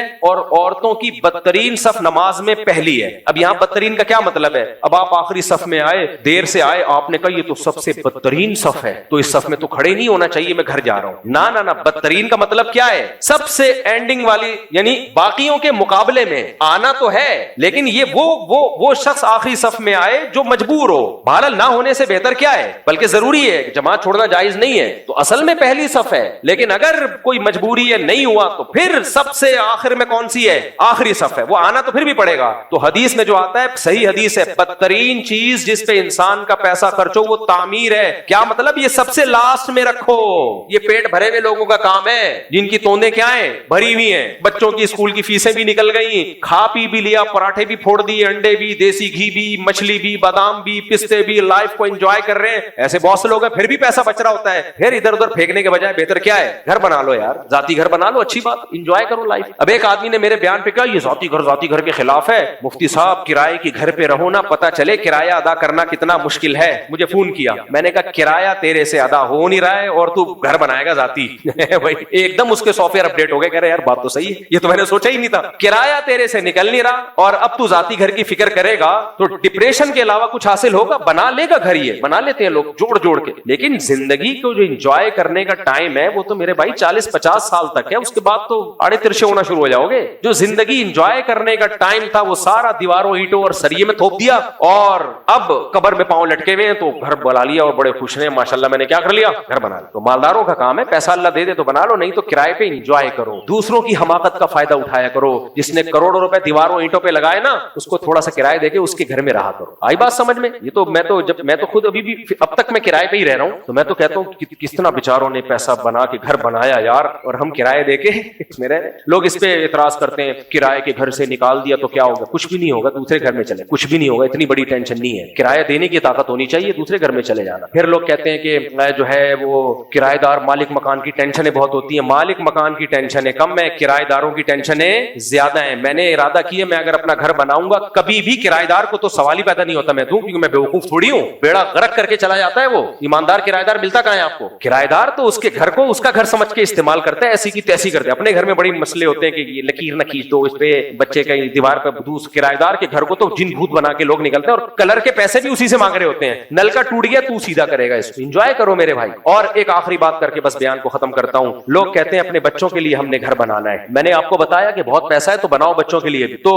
اس میں اب لوگ کہتے ہیں نہیں بچے رول جائیں گے. بچہ 2 ہاتھ 2 پاؤں لے کے پیدا ہوا ہے، یہاں اللہ پہ توکل کرنا پڑے گا. اگر آپ کی زیادہ گنجائش نہیں ہے تو بچوں کی فکر مت کرو. مجھے یاد ہے 10-15 سال پہلے ایک صاحب نے مجھے کہا، میری محدود آمدن تھی، میں نے تو کبھی زندگی میں سوچا بھی نہیں تھا کہ میں گھر بناؤں گا. تو کسی نے کہا آپ کے اتنے بچے ہیں وہ تو رول جائیں گے. میں نے کہا دیکھو میرے باپ نے بڑی محنت کر کے میرے لیے گھر بنایا تھا، ہمارے والد صاحب نے بڑی محنت کی اور ذاتی گھر بنایا کہ بچوں کے کام آئے گا. میں نے کہا انہوں نے اس لیے بنایا تھا کہ میرے بچوں کو ٹینشن نہ ہو. اب اگر میں اپنے بچے ہوتے ہی ٹینشن لینا شروع کر دوں تو میرے باپ نے جو پیسہ خرچ کیا اس کا تو کوئی فائدہ نہ ہوا. انہوں نے تو اس لیے خرچ کیا تھا کہ بچے کو ٹینشن نہ ہو، اور بچہ اپنے بچوں کی ٹینشن لے رہا ہے. پھر میرے بچے اس گھر میں انجوائے کرنے کے بجائے اپنے بچوں کی ٹینشن میں گھر کا سوچیں گے 20-30 سال، تو یہ سکون میں کون آئے گا؟ تو میں نے کہا میں اپنے بچوں کے بجائے اپنے باپ کے بچے کا سوچتا ہوں. بہت گہری بات ہے بہت. میں نے کہا میں اپنے بچوں کا اس لیے نہیں سوچ رہا کہ میں اپنے بچوں کا سوچوں گا اس کا مطلب میں اپنے باپ کے بچوں کو بھول گیا ہوں. یعنی میں خود اپنے ارے میرے باپ نے تو اس لیے ٹینشن اٹھائی نا کہ میں ٹینشن فری ہوں، اور ابا کے مرتے ہی میں اپنی اولاد کی ٹینشن لینا شروع کر دوں تو ٹینشن فری کہاں سے ہوا میں؟ تو میرے ابا کا پیسہ تو برباد ہو گیا. تو میں نے کہا میں بچوں کی ٹینشن اس لیے نہیں لیتا کہ میں اگر بچوں کی ٹینشن لوں گا تو میرے ابا کے بچے کو ٹینشن ہوگی, تو ابا کا پیسہ کیا ہوگا, ضائع, اس لیے میں ٹینشن, پیسہ دیا تو بناؤ بھائی. تو اب کھوپڑی یعنی بات سمجھ میں آئی ہے اب اچھی طریقے سے کہ توکل کا مطلب کیا ہے, اور یہ ذاتی گھر بنانے کے میں خلاف کیوں ہوں. پیسہ دیا تو بناؤ, لیکن نارمل لوگوں, متوسط لوگوں کے پاس کم از کم کراچی میں اتنا پیسہ نہیں ہوتا, وہ ساری زندگی عذاب میں لگا دیتے ہیں اور قحط میں رہتے ہیں, پھر جا کے 50-60 سال میں جب قبر میں پاؤں لٹکے ہوئے ہوتے ہیں, گھر بنا کے خوش ہوتے ہیں, تھوڑی دیر میں جنازہ اٹھتا ہے, بچے وہ گھر کے ٹکڑے بخیے کر کے پھر اپنے بچوں کی فکر میں لگ جاتے. تو آخری جو قیامت والا انسان پیدا ہوگا شاید وہ ٹینشن سے بچا ہوا ہو. اللہ عمل کی توفیق عطا فرمائے. اذان کے فوراً بعد جماعت کھڑی ہوگی, سنتوں کے بعد تھوڑی دیر سوال جواب کا سیشن. آج جو میں بیان لے کے چلا تھا نا, تھوڑا سا اس ٹاپک پہ آ جاتا ہوں تاکہ جب دوبارہ بیان ہو تو کنٹینیو وہیں سے شروع کروں. میں بیان میرا اس پہ شروع ہوا تھا کہ آپ جس کے ذمہ کوئی کام لگائیں نا, تو وہ کام اگر پورا کر کے دے گا تو آپ اس کو اجرت دیں گے. وہ کام نہ کرے اور ایموشنل ہو جائے اور ادھر ادھر کی باتیں شروع کر دے تو آپ اس کو اجرت نہیں دیتے. تو ہمارے ہاں دین کا تصور یہ ہے کہ جو کام اللہ نے ہمارے ذمہ لگایا ہے وہ کام تو کرنا نہیں. سورہ معارج میں جو اللہ نے نیک بندوں کی صفات بیان کی ہیں, معاہدوں کی پابندی کرتے ہیں, نماز کی پابندی کرتے ہیں, بے حیائی سے بچتے ہیں, ان چیزوں پہ اجر ملے گا. اب یہ چیزیں ہیں نہیں, رسومات آ گئی ہیں, محرم کی الگ رسومات ہیں, سفر کی الگ رسمیں ہیں, ربیع الاول کی الگ رسمیں. تو ایموشنل ہو رہے ہیں ہم کہ نبی کی محبت میں, اہل بیت کی محبت میں, یہ تو اس سے ہم پہ تو اثر پڑتا ہے, ایک دوسرے کو ہم متاثر کر لیتے ہیں. اللہ تعالیٰ ان باتوں کی بیس پہ اللہ نے جو اصول اور ضابطہ بیان کیا, اللہ اصول ضابطے کو چینج نہیں کرے گا. اللہ کہے گا الحمد سے لے کے والناس تک جو اہل ایمان کی صفات میں نے بیان کی تھی ان کو تم نے فوکس کیا نہیں, دائیں بائیں جو مرضی کرتے رہو تو اللہ پہ کوئی فرق نہیں پڑے گا, اس سے جو مرضی کرتے رہو. تو ہم لوگ بھی اللہ کو نا ایموشنل بلیک میلنگ کر رہے ہوتے ہیں. اللہ مجھے نبی سے اتنی محبت ہے, دیکھ میں نے اتنی پتیاں لگا دی اور حلوے بھی بانٹ رہا ہوں اور کھلا بھی رہا ہوں, میں نبی کا عاشق, نبی سے محبت. اللہ کہے گا نماز 5 ٹائم پابندی سے پڑھی ہے, عقیدہ توحید کا تھا, صلہ رحمی کی, رشتہ داری جوڑی تو نے, معاہدوں کی پابندی کی, لوگوں کو تکلیف سے بچایا. نبی نے فرمایا وہ شخص مومن نہیں جس کی زبان اور ہاتھ سے دوسرے مسلمان محفوظ نہیں. راستے آپ نے بند کر دیے, لوگوں کو تکلیف ہی تکلیف. تو اب آپ جتنا بھی ایموشنل ہو جائیں, اچھلے کودیں اور یہ کرتے رہے بھائی, خوب سمجھ لو, خوب سمجھ لو, اللہ کو آپ متاثر نہیں کر سکتے. اللہ وہ صفات سے متاثر ہوتا ہے جو صحابہ کرام کی تھی, ایمانداری سے تجارت, 5 ٹائم نماز, جو اللہ کے بتایا ہوا ذکر ہے وہ ذکر, اللہ کا بتایا ہوا درود وہ پڑھے پابندی سے, اور معاہدوں کی پابندی کریں, لوگوں کو تکلیف سے بچائیں, انسانیت کے لیے خیر خواہ بنے. پتہ ہے آپ کو ہمارے نبی صلی اللہ علیہ وسلم ممبر پہ بھی آپ کی جو خطبہ ہے نا, آپ کی جو تقریر ہے وہ بھی بہت ہی نرم لہجے میں ہوتی تھی. کبھی کبھار آپ کی آواز اونچی ہوتی تھی اور آپ کا ہاتھ اس سے زیادہ اونچا نہیں جاتا تھا. اس طرح جب آپ کسی بات کو جوش سے بیان کرتے تو ایسے. بس آج ہماری تقریریں دیکھ لو, ایک دوسرے کے خلاف فتوی بازی, غصے میں جھاگ نکل رہا ہوتا ہے, وہ بھی ویسا, وہ ایسا, وہ ایسا. لوگ مسجدوں میں بجائے اخلاق سیکھنے کے بد اخلاقی سیکھ کے جاتے. تو اس لیے بھائی اللہ کا دین جو ہے نا وہ اللہ نے بتا دیا یہ ہے, اس سے دائیں بائیں چلو گے تو تمہارا اپنا مسئلہ ہے. اپنے ضمیر کو مطمئن کرو گے. پھر کیسی کیسی گالیاں ہیں, سوائے ابلیس کے جہاں میں سبھی تو خوشیاں منا رہے ہیں. یعنی جو ربیع الاول نہیں منا رہے سارے ابلیس ہو گئے یار. کسی مسلمان کو ابلیس کہنا, شیطان کہنا, یہ اللہ رسول کی تعلیمات ہیں. یہ ظرف ہونا چاہیے مسلمان کا. سب کو ابلیس کہتی ہے, جس کے گھر میں بتیاں نہیں ہیں وہ بھی ابلیس ہو گیا. پورا سعودی عرب ابلیس ہے, جو مکہ مدینہ ہے وہی ابلیس ہو گئے. کمال ہے یار. لوگ کہتے ہیں ابھی نجدیوں کی حکومت ہے, تو جب حکومت نہیں تھی تو کون سا مناتے تھے وہ؟ سعودی عرب میں تو کبھی بھی نہیں منایا جاتا. جب ترکوں کی حکومت تھی تو بھی ربیع الاول نہیں منایا جاتا تھا. یہ تو ہم لوگوں نے بنایا خود ہی, ایک نئی چیز مارکیٹ میں لے آئے ہم. ہمارا پاکستان کا اسلام محرم میں الگ ٹائپ کا, سفر میں الگ ٹائپ کا, ربیع الاول میں الگ ٹائپ. تو میں تو یہاں بیٹھا رہا ربیع الاول میں نا 12 تاریخ کو, مجھے لڑکوں نے بتایا آپ کو پتہ ہی نہیں شہر میں کیا ہنگامہ آ رہی ہے. میں نے کہا ہمیں تو نہیں پتا. کہہ رہے ہیں آپ کو پتہ ہی, کوئی ایسا ہی مزہ آ رہا ہے. لوگ بتا رہے ہیں ایسا لنگر منگر بھی چل رہے ہیں, یہ بھی چل رہا ہے, وہ بھی چل رہا ہے, اور کیا کچھ ہو رہا ہے. کہہ رہے ہیں آپ کو پتہ ہی. تبھی ہمیں لوگ کہتے ہیں خشکے وہابی, خشکے وہابڑے خشکے, کوئی عشق مشکی نہیں ہے. یہ تو بھائی قیامت میں پتہ چلے گا کس کو کس سے اللہ کے نبی سے محبت ہے نہیں ہے. ہم نہیں کہہ رہے ہم باعمل ہیں, ہمارے تو عیبوں پہ اللہ نے پردہ ڈالا ہوا ہے. ہو سکتا ہے آپ زیادہ عشق رسول آپ کے اندر زیادہ ہو تو, لیکن آپ کے کہنے سے اللہ آپ کو عاشق نہیں مان لے گا. آپ کے اپنے طریقے سے, جس کو پشتو میں کہتے ہیں اخفل طریقہ, اللہ کے ہاں ہمارا اخفل طریقہ نہیں چلے گا. اللہ نے جو بتا دیا صحابہ کو فالو کرو, تابعین کو فالو کرو, نبی کو فالو کرو ان کے طریقے پہ. تو بھائی انہوں نے کوئی ربیع الاول نہیں منایا, نہ انہوں نے محرم کے تعزیے نکالے, نہ چپ تعزیے, ایک نیا تعزیہ ہے مارکیٹ میں چپ تعزیہ, نہ تلواروں والا تعزیہ, نہ چپ تعزیہ, نہ ربیع الاول, نہ حلوے, نہ رجب کے کونے مونڈے, سب غلط ہے بھائی, سب غلط. آپ ہم کو خشکا بولو یا کچھ بھی بولو, پھر میرے پہ طنز کیا ہوتا ہے. یہ وہابڑے کو تو شادیوں کے علاوہ کچھ آتا ہی نہیں, نہ آتا ہوتا نا شادیوں کے علاوہ کچھ, تو یہ بھی بہت بڑی فضیلت تھی میں کہتا ہوں. کیونکہ شادیاں کرانے پہ ڈال دیا لوگوں کو. کتنی عورتوں کے گھر بس گئے بھائی, حرام کاریوں سے بچ گئی, وہ زنا سے بچ گئی, یتیم بچوں کو سہارا مل جاتا ہے. کچھ نہیں کرتے, شادیوں پہ ہی ڈال دیتے. یار یہ اس سے بہتر تھا. نبی کی کسی سنت پہ تو عمل ہوتا نا. 9 بیویاں نبی نے رکھی ہیں, ایک کنواری باقی بیوہ, طلاق یافتہ بیوہ, تو یتیم بچوں کو پالا ہے. وہ کام ہم سے دھیلے کا ہوتا نہیں ہے. دوسری کر کے دکھائے, نبی کی محبت میں کلابازیاں کھاتا رہے گا, اچھلتا کودتا رہے گا, یہ حلوے کھا لو, لڈو کھا لو. اس کو بولا تیری خاندان میں ایک بیوہ ہو گئی ہے, تو کر لے. تپڑ ہے تو تپڑ ہی نہیں ہوتے. شادیاں تھوڑی نبی سکھا کے گئے ہیں. صرف شادیاں نہیں سکھائی نبی نے, بہت سارے کام سکھائے ہیں, لیکن ان بہت سارے کاموں میں ایک کام شادیاں بھی. تو بہت سارے کاموں کی ہم ترغیب دیتے ہیں, خالی شادیوں کی نہیں دیتے. تو میری ذات سے تو بھائی جو مرضی کرو, میں تو شریعت بیان کر رہا ہوں, میں کون سا کوئی اپنے آپ کے نیک ہونے کا دعویٰ کر رہا ہوں. اچھا, تو یہ ایک اہم بات تھی جو میں نے بتانی تھی. ایک اور اہم بات اس میں یہ بھی ہے کہ میں بار بار اس ٹاپک پہ بولتا ہوں, پھر میں بیان سے ہٹوا لیتا ہوں. ابھی جو میں بول رہا ہوں ہٹواؤں گا نہیں, جانے دوں گا. اس صحت بنانے میں بھی آج جو بیان ہوا نا, اعتدال ہے نا, اجملوا فی الطلب ہے, تو یہ پیسے کے بارے میں حدیث, لیکن جنرلی ایک اصول ہے. آج جو پورا بیان ہوا کہ اسباب بھی اختیار کرنے ہیں, لیکن وہ اسباب بھی اعتدال سے. پاگل نہیں ہو جانا ان اسباب کے پیچھے, کیونکہ اسباب پہ نتیجہ مرتب کرنا کس کا کام ہے؟ بولو, اللہ کا. آپ کی محنت سے نہیں ہوگا, ہوگا اللہ کے ارادے سے. اس لیے ہم تو شریعت کا حکم ہے اسباب اختیار کرتے ہیں, اور شریعت نے ہمیں کہا ہے اسباب میں غلو مت کرو. غلو سمجھتے ہیں؟ تھوڑی گاڑی اردو ہے نا, یعنی اعتدال سے تجاوز مت کرو, لمٹ کراس مت کرو. جیسے کمانا ضروری ہے, جو نہیں کماتا اور توکل کرتا ہے گنہگار ہوگا. لیکن کمانے میں صبح شام کمانے کی فکر اور سمجھتا ہے میرے کمانے سے ہی پیسہ ملے گا, اللہ کے ارادے کا دخل نہیں ہے, تو یہ کافر کی سوچ ہے. اعتدال سے کمانا ہے, صحت کا خیال. تو آج کل اس میں ایک اہم چیز یہ بھی ہے کہ صحت کے حوالے سے نا لوگ دو طرح کے طبقے ہیں, یا تو صحت کا بالکل خیال نہیں کرتے اور اس میں اللہ پہ توکل کرتے ہیں. تبھی آپ دیکھو مسلمانوں میں موٹاپا کتنا زیادہ. میں جب جاپان گیا نا, ایک چیز دیکھ رہا تھا, ان کی صحتیں دیکھ رہا تھا, سارے سلم اسمارٹ, کوئی ایک بھی توند والا موٹا نظر نہیں آیا, گینڈا. میں کہتا تھا یار ایسے تو ہمیں ہونا چاہیے تھا نا. لیکن جب میں یہاں آیا, میں نے لوگوں سے کہا کہ ابے اس سے کچھ نہیں آتا, یہ سب ڈاکٹروں کی بنائی ہے, کھاؤ پیو, بندہ کھاتا پیتا مرتا اچھا لگتا ہے, ابے یہ سب دے ابے ابے کر کے نا.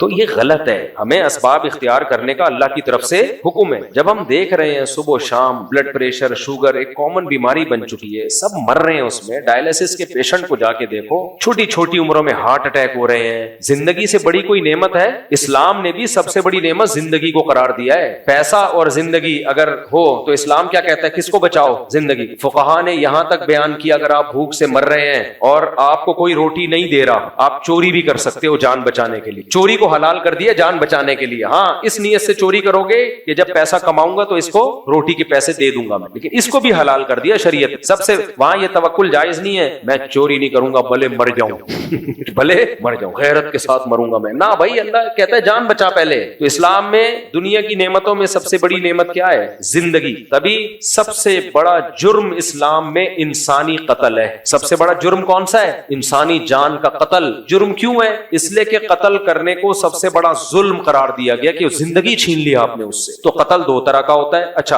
اپنے آپ کو قتل کرنا, علماء نے لکھا ہے دوسرے کو قتل کرنے سے بھی بڑا جرم ہے. یعنی خودکشی جو ہے نا, یہ کسی دوسرے کو قتل کرنے سے بھی بڑا جرم ہے. اس کی سزا اس سے بھی زیادہ سخت ہے, عام قاتلوں سے زیادہ, کیونکہ سب سے پہلے آپ پر کس کا حق ہے؟ اپنا. تو آپ نے اسی کو ضائع کر دیا. تو خودکشی کی دو قسمیں ہوتی ہیں, ایک ٹھا کر کے مار دینا, ایک پیزے برگر کھا کے مار دینا اپنے آپ. کیا کھا کے مار دینا؟ بولو, بولتے کیوں؟ پیزے برگر کھا کے بھی مارتا ہی یار, وہ بھی سلو پوائزن ہے. رات کو 12:30-1 بجے جب آپ قورمہ کھاؤ گے, وہ بھی ڈیزل میں پکا ہوا, ہوٹلوں میں جو ہوتے ہیں وہ ڈیزل ہی کے ہوتے ہیں, اللہ ماشاءاللہ کچھ ہوٹل ایسے ہوتے ہیں ڈیزل میں پکے ہوئے. جب آپ کھاؤ گے اور 12:30 بجے آ کے نان کے ساتھ, وہ بھی نان کے ساتھ, جب آپ کھا کے سو گے تو اس کا مطلب آپ اپنی قبر اپنے ہاتھوں سے کھود رہے ہو. یہ میں بار بار اس لیے بتاتا ہوں کہ دیکھو ڈاکٹروں کی بھی لوگ سنتے ہیں, لیکن کچھ ہمیں بھی تو سن رہے ہوتے ہیں نا. تو ہمارے لسنر بھی تو جو مجھے سنتے ہیں ان کو بھی تو تھوڑا سا احساس ہونا, کیونکہ صرف اس کا میڈیکل سائنس سے تعلق نہیں ہے, اس کا تعلق کس سے ہے؟ شریعت سے ہے, اللہ رسول کے احکامات سے ہے. تبھی تو ہمارے نبی صلی اللہ علیہ وسلم دنیاوی علوم کے لیے نہیں آئے تھے, پھر بھی آپ نے میڈیکل سائنس کی کچھ چیزیں بتائی ہیں صحت کے حوالے سے. حالانکہ آپ کا ٹاپک انسانی صحت, بولو بولو نا, نہیں, پھر بھی آپ نے انسانی صحت کی کچھ باتیں بتائی ہیں کہ کلونجی میں شفا ہے, اور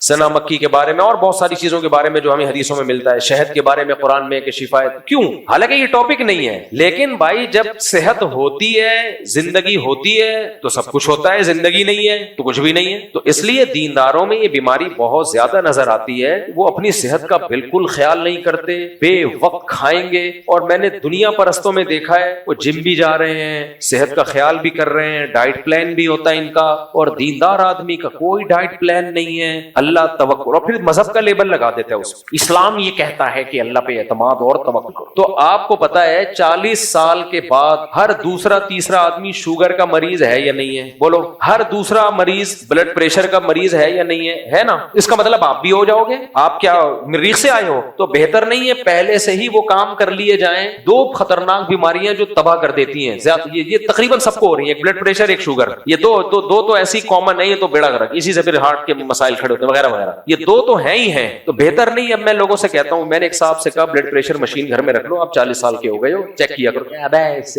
وہی ایک بات ابے کر کے نا، پھر مجھے کہتے ہیں ماڈرن ملا۔ تھوڑے دن میں اطلاع آئی ایک طرف کا فرما کیا ہو گیا، ٹیڑھا ہو گیا۔ میں ملاقات کے لیے گیا، میں نے کہا پتہ نہیں ادھر سے بات کر رہے ہیں ادھر سے کر ہی نہیں رہے، آدھے پورشن سے بات کر رہے ہیں آدھے۔ اب کسی کا مذاق اڑانا مقصد نہیں ہے بھائی، آپ کو کیا پتا کس کی بات ہو رہی ہے، میں الفاظ یہیں تک روک لیتا ہوں، زیادہ نہیں آگے۔ جب میں جاتا پتا چلا کہ جی بی پی اتنا ہائی ہو گیا تھا کہ فالج گیا، اب چل رہا ہے علاج، پڑے ہوئے ہیں ہاسپٹل میں، اللہ ان کو شفا کامل عاجل عطا فرمائے۔ بلڈ پریشر ایک ایسی بیماری ہے جو سائلنٹ کلر ہے، جس کی کوئی علامت ظاہر نہیں ہوتی۔ بعض لوگ کہتے ہیں نہیں سر بھاری ہو جاتا ہے، سر میں درد ہوتا ہے، بھائی سر میں درد کی وجہ سے بی پی ہائی ہوتا ہے، یہ نہیں کہ بی پی ہائی تھا تو سر میں درد ہے۔ زیادہ تر بی پی ہائی تھا تو سر میں درد نہیں ہے، وہ سر میں درد تھا تو بی پی ہائی ہو گیا، تو سر کا درد بھی کوئی علامت نہیں ہے بی پی ہائی ہونے کی۔ ہنستا کھیلتا 4 شادیوں کی باتیں کر رہا ہوگا اور بی پی اس کا شوٹ کیا ہوا ہوگا، عین ممکن ہے 4تھی شادی ہو رہی کی خوشیاں منا رہا ہوگا لیکن بی پی کہاں ہوگا؟ ایسی خطرناک۔ اور اپنے ریلیٹیو میں ہم نے دیکھا ہے، یہ صرف ڈاکٹروں کی بات نہیں ہے۔ تو جب یہ بیماریاں ہم پہ آ چکی ہیں، اچھا لوگ کہتے ہیں شوگر تو انہیریٹڈ ہے، وہ تو موروثی ہے، بہت کم موروثی ہے، پہلے اتنی نہیں ہوتی تھی، اگر موروثی ہوتی تو ہمارے سب باپ دادوں کو ہوتی نا، بہت کم، اب تو ہر دوسرے تیسرے کو شوگر ہو رہی ہے۔ اس کا مطلب کوئی جرم ہے نا جو ہم کر رہے ہیں، لیکن اس جرم کو جرم ہی نہیں سمجھ رہے۔ مجھے ایک بات بتاؤ، اللہ کے حبیب صلی اللہ علیہ وسلم کے سامنے کافر قوم آئے، جیپنیز، جو کافر کے بچے،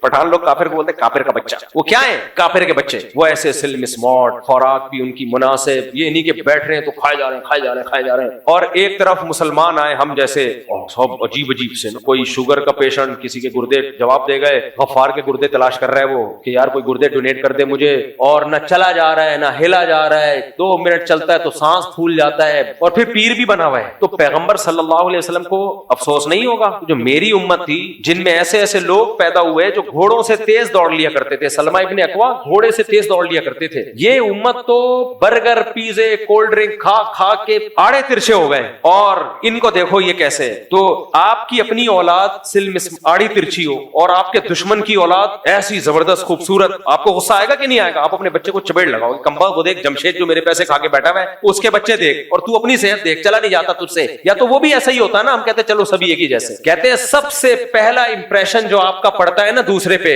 وہ آپ کی پرسنالٹی کا پڑتا ہے۔ مسلمانوں کی پرسنالٹی من حیث القوم اچھی نہیں ہے، ہماری پرسنالٹی بتا رہی ہوتی ہے کہ یہ کوئی اچھی قوم نہیں ہے، یہ کمبخت پھوڑنے پھاڑنے کے علاوہ دنیا میں کچھ بھی، یہ باتیں منہ کے فائر کرنے کے علاوہ یہ کچھ بھی بولو نہیں۔ منہ کے فائر دیکھ لو، ہر آدمی ایسا بڑا سائنٹسٹ بنا ہوا پھینک رہا ہوگا فلسطین ایسے آزاد کرانے، ہم یہ میرے پاس ایک فارمولا، اس سے فلسطین آزاد ہو جائے، ہم یہ کرتے ہیں، ہم خلافت، ہم پاکستان میں ایک سسٹم، نیا سسٹم لے کے آ رہے ہیں۔ کیسے لا رہا ہے، کیسے خلافت لا رہا ہے؟ نیا خلیفہ کون ہوگا؟ وہ آدمی جس کو کوئی عورت شادی کرنے کے لیے تیار نہ ہو، وہ خلیفہ نامزد کیا ہوا، یہ خلیفہ بغاوت، اور پھر یہ وغیرہ وغیرہ۔ بھائی ایسے نہیں ہوتی، قوموں کی تقدیریں ایسے نہیں بدلتی ہیں۔ میں نے ابھی پورا بیان اس پہ کیا نا، یہ دنیا دار الاسباب ہے، یہاں جو اسباب اختیار کرے گا وہ کامیاب ہوگا، جو اسباب اختیار نہیں کرے گا وہ زمین میں دھنستا چلا جائے گا۔ تو اس لیے میرے بھائی یہ بھی ہمارے مذہب کا حصہ ہے۔ میں نے خدا کی قسم اپنے بزرگوں کو دیکھا ہے جو واقعی نیک ہیں، ایسی خاندانی صحتیں ان کی، ایسی خاندانی صحت۔ میرے شیخ حضرت مفتی رشید احمد صاحب رحمہ اللہ تعالی، کیسے ان کا کھانے پینے کا، یہ تھوڑی جو آ رہا ہے کھائے جا رہے ہیں، ایسے بھی ہم نے مولانا لوگ دیکھے شادی شادی میں گیا ایک مولانا صاحب کے ساتھ, غیبت اس لیے نہیں کسی کو کیا پتا کس کی بات ہو رہی ہے, میں گیا,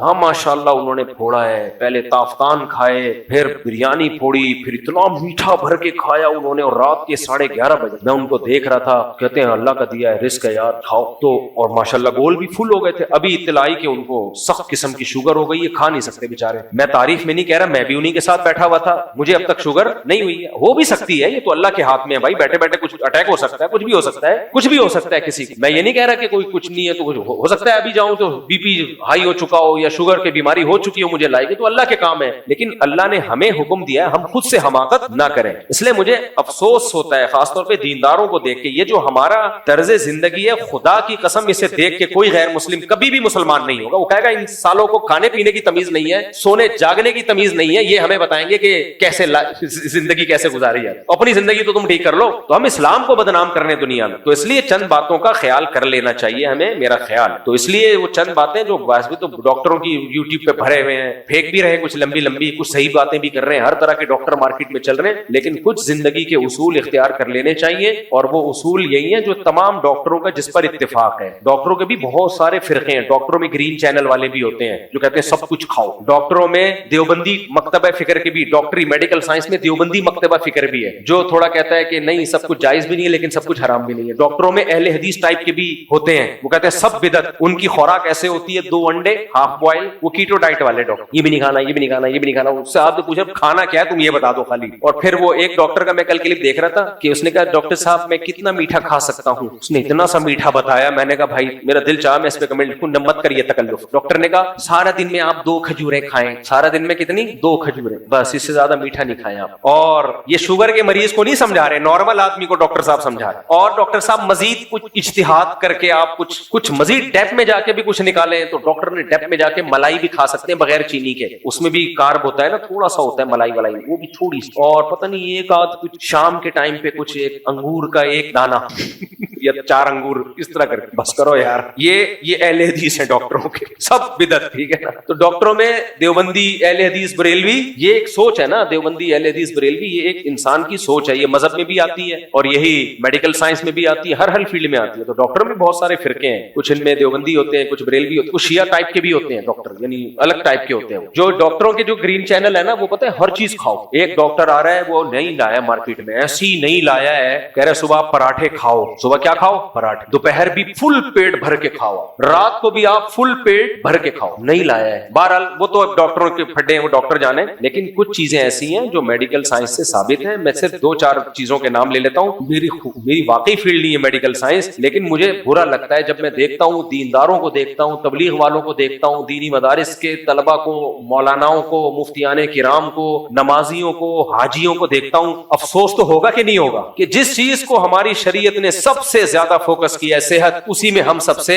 پیچھے ہیں. اور اس کے نقصانات دین پہ بھی ظاہر ہوتے ہیں. جب آپ کی صحت اچھی نہیں ہوتی آپ چڑچڑے ہوتے, آپ گھر میں بیوی سے لڑو گے, بچوں سے لڑو گے, ماں سے. بیگم کی صحت, جو بیگم موٹی ہوتی ہے نا, ایک تو نیچرل قدرت کی طرف سے موٹاپا ہے, وہ تو کسی کو بھی ہو سکتا ہے, تو بڑے بڑے بزرگوں کو ہم نے دیکھا ہے کم کھاتے ہیں لیکن موٹے ہیں, اس کی میں بات نہیں کر رہا. جو بیگم پیزے برگر کھا کھا کے موٹی ہوئی ہے نا, میں حلفیہ بول سکتا ہوں وہ گھر کو جہنم بنا کے رکھے, کیونکہ وہ ڈپریشن میں ہوگی, کبھی بھی خوش نہیں ہوگی. موٹاپا جو کھا کھا کے موٹاپا ہوا ہوتا ہے, ایسا آدمی خوش ہو ہی نہیں سکتا. اور جو خوش نہیں ہوتا نا, وہ دوسروں کو بھی ٹینشن دیتا ہے. جو غصے میں جلا بھونا بیٹھا ہو, وہ آپ سے تمیز سے بات کرے گا, آپ کو بھی ٹینشن دے گا. اور جو خوش ہوتا ہے اس کو ٹینشن والی باتیں بھی ہنسی آ رہی ہوتی ہے. میں نے اپنا واقعہ سنایا تھا نا کہ ہمارے بچے سے گلاس ٹوٹ جاتا ہے, مجھے ہنسی آتی ہے, مجھے غصہ نہیں آتا, مجھے اس کی حماقت پہ کیا آتی ہے, ہنسی آتی ہے. اس کو دیکھو گلاس ٹوٹ گیا, صحیح ہے نا, بچے جان کر تھوڑی یہ کام کرتے ہیں. لیکن اگر آپ چڑے ہوگے, ڈپریشن میں ہوگے, تو آپ کو اس پہ ایک گلاس تو اس نے غلطی سے توڑا ہوگا, آپ 5-6 گلاس جان کر توڑ دو گے اس کے سر پہ, پورا گھر توڑ پھوڑ کے برابر کر دو گے آپ. تو اس کا اخلاق سے بھی تعلق ہے, اس کا ہماری شریعت سے بھی تعلق ہے, اس کا نماز روزے سے بھی تعلق ہے. تو اس لیے چند باتوں کا اہتمام ہم سب کو کر لینا چاہیے. کبھی کبھار اس کی خلاف ورزی کریں, ہم بھی کرتے ہیں, آپ بھی کریں, کبھی کبھار ٹھیک ہے, پھوڑ دیا پیزا, پھوڑ دیا کولڈ ڈرنک, پھوڑ دی, کبھی کبھار. نارملی یہ چیزوں سے اپنے آپ کو بچائیں. جتنے بھی بیکری آئٹم ہیں چھوڑ دیں, کبھی کبھار کا میں نے کہا کوئی حرج نہیں, اتنا نیک بننے کی ضرورت نہیں ہے. اب شادی میں گئے ہیں رشتہ لینے کے لیے, لڑکی والوں نے چائے بسکٹ رکھے ہیں, یہ تھوڑی کہ میں بیکری آئٹم میں نہیں کھاتا, وہ بولیں گے بہت زیادہ فضول چیز آئی ہے, کھا لے, وہاں پہ رشتے کے سلسلے میں آیا ہے تو وہ ان کے یہاں گئے ہو تو کچھ کھانا پڑے گا, یا کسی بڑے نے دعوت کی ہے وہ کھلا رہا ہے تو بسکٹ بھی کھا لو, کیک بھی کھا لو, کبھی کبھار ٹھیک ہے, مجبوری میں الگ ہے. نارملی اپنے آپ کو بیکری والی چیزوں سے بچا کے رکھو, چینی سے جتنا اوائڈ کر سکتے ہو کرو, بہت کم ٹھیک ہے چل جائے گی. اور آ جاؤ شہد کے اوپر, آ جاؤ اللہ بھلا کرے انڈوں کے اوپر, گھر میں بکری پال لو دیسی. آپ تجربہ کر کے دیکھو, چاہے گائے ہو بھینس ہو یا بکری ہو, آپ کبھی ایک دن میرے مشورے پہ نا صبح تازہ دودھ نکال کے تازہ اس وقت کچا پی جاؤ, پھر آدھے گھنٹے تک کچھ نہیں کھاؤ, چند دنوں میں آپ اپنی صحت دیکھو. مجھے نہیں پتا میڈیکل سائنس آپ کو اس کی پرمیشن دے گی کہ نہیں دے گی. کچھ چیزیں مشاہدے سے ثابت ہوتی ہیں, وہ لیب میں وہ پروو نہیں ہوتی. ہمارے جن دوستوں نے بھی یہ کیا ہے نا, انہوں نے کہا مولوی صاحب مزہ, ایسیڈیٹی پیٹ کی ختم ہو گئی, اتنے فائدے ہو گئے اس کے. تو جتنی بھی بیکری آئٹم ہے نا, ان سے خدا کے لیے جان چھڑاؤ. سمجھ رہے ہو, رات کو 12:30 بجے شادیوں میں کھانا مت کھاؤ. اگر زبردستی کسی شادی میں جانا پڑ بھی گیا ہے, بہت تھوڑا سا کھا لو, یوں دکھاؤ بس ایک آدھ لیگ پیس تھوڑا سا گھمایا اور بس کو بیوقوف بنایا میزبان کو اور نکل لیے باہر. مت کھاؤ. جب مرو گے نا, کوئی بھی تمہارے جنازے پہ نہیں آئے گا کہ ہماری بوٹیاں اور نان کھا کے مرا تھا. بیمار ہو گے کوئی بھی نہیں ہے. تو اس طرح کولڈ ڈرنک کبھی کبھار چلتا ہے, نہیں پیو. یہ سب چیزیں نقصان دہ ہیں. وزن مت بڑھنے دو. آپ کی ہائٹ کے حساب سے جو وزن ہے اس کو مینٹین کرو. زیادہ کھا لیا, جاگنگ کرو, دوڑو, اس کو کم کرو. تو یہ موٹے میڈیکل سائنس کی چیزیں ہیں, یہ سب پراٹھا میں 2 رائے ہیں, کچھ کہتے ہیں کھا سکتے ہو, کچھ کہتے ہیں نہیں کھا سکتے. اختلاف کا فائدہ اٹھاؤ, کھا لو. ڈاکٹروں کی رائے میں بڑا اختلاف ہے, پراٹھا کھائیں کہ نہیں کھائیں. اجماع امت سے یہ, ڈاکٹروں کے اجماع سے یہ ثابت نہیں ہے, اس لیے ہم کھاتے ہیں صبح پراٹھا. اور دیسی گھی کا کھاتے ہیں, یہ ڈیزل کے نہیں کھاؤ. تو کیونکہ بہت زیادہ پھر وہ اعتدال سے تجاوز ہو جائے گا. ایک عام آدمی کے لیے یہی ہے, ورنہ عام آدمی کہاں سے لائے گا جو ابال کے اور ملٹی گرین, اور اس میں ٹینشن اتنی ہے نا ملٹی گرینوں میں. ایک دن میں نے ملٹی گرین آٹا پکایا, گھر والوں سے کہا کھانا بناؤ, تو میں نے کہا بس پراٹھا کھا کے مر جانا یہ زیادہ بہتر ہے ملٹی گرین آٹے سے کھا کے زندہ رہنے سے. مشکل ٹینشن میں نہ ڈالو, لیکن کچھ تو ہو نا, وزن تو نہ بڑھنے دو نا کم از کم. تو اعتدال سے نا اپنی صحت کی پرواہ کرو. ہفتے میں کم از کم ایک دن جاگنگ کر لیا کرو, اگر روزانہ نہیں ہو رہی. اگر جاگنگ نہیں ہو رہی, واکنگ تو کرو میرے بھائی. چلو تو صحیح, رات کو یا شام کو یا صبح کو واکنگ تو کرو, کچھ تو ہلو تو کم وقتو. میرا مقصد یہ ہے, پڑے مر جاؤ گے. دفتروں میں بیٹھے ہوئے ہیں, وہاں بھی کھا رہے ہیں, پتہ نہیں پیٹ کیوں خراب نہیں ہوتا. مجھے جب دعوتوں میں لوگ کہتے ہیں نا آپ نے اتنا کیوں نہیں کھایا, میں کہتا ہوں وہ سمجھتے بہت پرہیزگار ہیں یہ حضرت دھونے والے لیے. میں کہتا ہوں میں ہضم نہیں کر سکتا یار اتنا جتنا تم لوگ ہضم کر رہے ہو. تو تم پہ حیران ہو رہا ہوں, کیونکہ عادت نہیں ڈالی نا ہم نے. لوگوں نے عادت ڈال کے نا اپنے معدے کے اسپیس کو بڑھایا ہوا ہوتا ہے, وہ کھائے جا رہے ہیں, ہضم ہو رہا ہے. میرے سے نہیں ہوتا ہضم. میں اگر صبح پیٹ بھر کے ناشتہ کیا, بہت زیادہ دوپہر پیٹ بھر کے, رات کو نہیں کھایا جائے گا, پھر رات کو ہلکا کھانا پڑے گا. یا کھائے جا رہے ہیں. اور لوگ کہتے ہیں ہمارا میدا بہت مضبوط ہے. یہ میدا مضبوط نہیں ہے, یہ ڈھیٹ ہے, یہ بدتمیز میدا ہے, یہ ڈھیٹ ہے, یہ مروائے گا تمہیں. وہ میدا زیادہ اچھا ہے جو تھوڑا زیادہ کھاؤ تو خراب ہو جائے. وہ سگنل دے دیتا ہے کہ بس آپ نے اس کو کھلا کے ڈھیٹ بنا دیا. وہ کہہ رہا ہے یار بس اب روزانہ خراب تھوڑی ہوتا رہوں گا میں. جیسے ایک ڈاکٹر نے بتایا, میں نے کہا ڈاکٹر صاحب تو اتنا گندا پانی کراچی میں آ رہا ہے, لوگوں کے پیٹ خراب نہیں ہوتے. کہتے ہیں یہ اس لیے نہیں کہ پانی اچھا ہو گیا ہے, پیٹ عادی ہو گیا اس گندا پانی پینے کا, تو پیٹ خراب نہیں ہوگا, لیکن اس گندے پانی کے جو سائڈ افیکٹ ہیں وہ تو بہرحال ظاہر ہوں گے. پیٹ تو آپ کسی بھی علاقے میں جاؤ, 2-4 دن پانی آپ کا پیٹ خراب کرتا ہے, پھر پانی کی عادت ہو جاتی ہے انسان کو, لیکن اس میں جو گند ہے وہ تو پیٹ خراب کرے گا نا, وہ باڈی کو خراب کرے گا وہ. تو اس لیے میرے بھائی صحت سے بڑھ کر دنیا میں کوئی نعمت نہیں ہے. وہمی نہ بنو, سب کچھ کھاؤ پیو, مصنوعی چیزوں کو بولو چھوڑ دو. اور یہ کولڈ ڈرنک سے زیادہ خطرناک یہ طاقت کے جوس ہیں. کہتے ہیں میں فریش ڈبے کا فریش جوس پیتا ہوں. جب ڈبے کا کہہ دیا تو فریش جوس ہے نہیں. یہ میں نے ایک دن بیان میں کہا تھا کہ ایک صاحب مجھے کہنے لگے کہ میں نا ایک ملٹی نیشنل کمپنی بڑی مشہور ہے, میں نام نہیں لیتا, اس کا وہ جوس پیتا ہوں میں, اورنج جوس.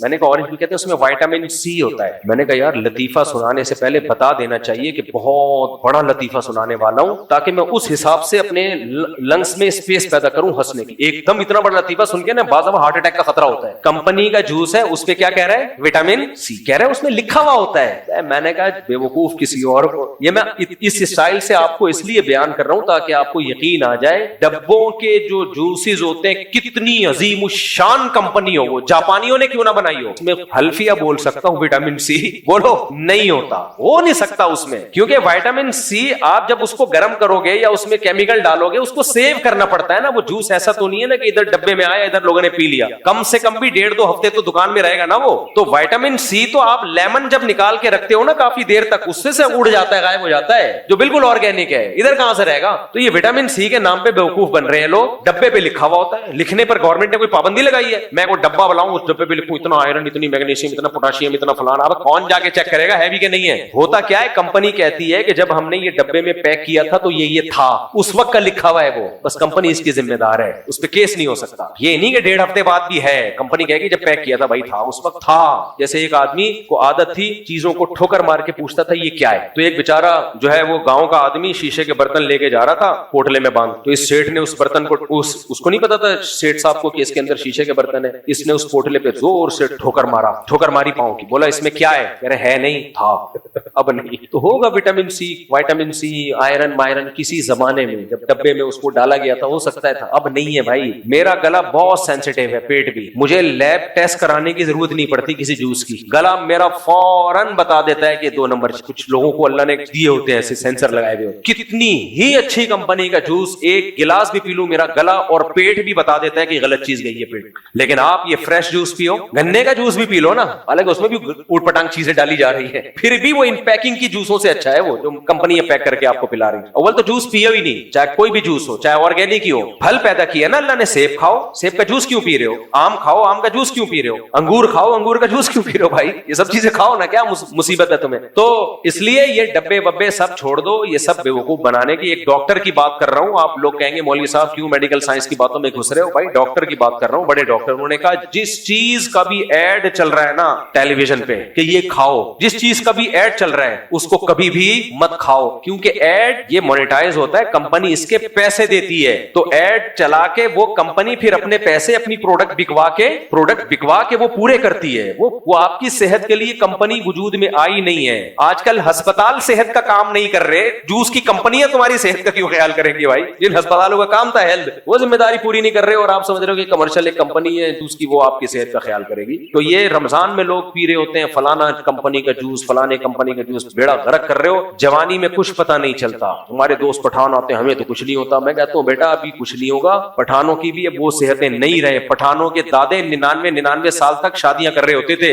اب کر رہے ہیں. کوئٹہ والوں کی ہڈی دیکھو, فولاد جیسی ہڈی ہوتی ہے پٹھانوں کی. ایک ڈاکٹر نے کہا پٹھان کی جو کوئٹہ اور یہ جو KPK میں پہاڑی علاقوں کے پٹھانوں کی ہڈی اتنی مضبوط ہے, اگر یہ صحت کا خیال کریں یہ 150 سال تک زندہ رہے. اتنی مضبوط ہڈی ہے, ہڈیوں کے اسپیشلسٹ نے مجھے بل واسطہ بتایا کسی کے ذریعے, اتنی مضبوط ہڈی آج رہی ہے پٹھانوں کی وہ صحت. آپ دیکھ لو, میں بھی پشاور سے ہو کر آیا, وہی یار 50 سال میں سب آڑے ترچے بھائی, 60 سال میں سب ٹیڑے میڑے. کوئٹہ میں بھی کوئی بلڈ پریشر کا مریض ہے, کوئی سانس کا پیشنٹ ہے, کوئی وہ گئے ونس اپون اے ٹائم.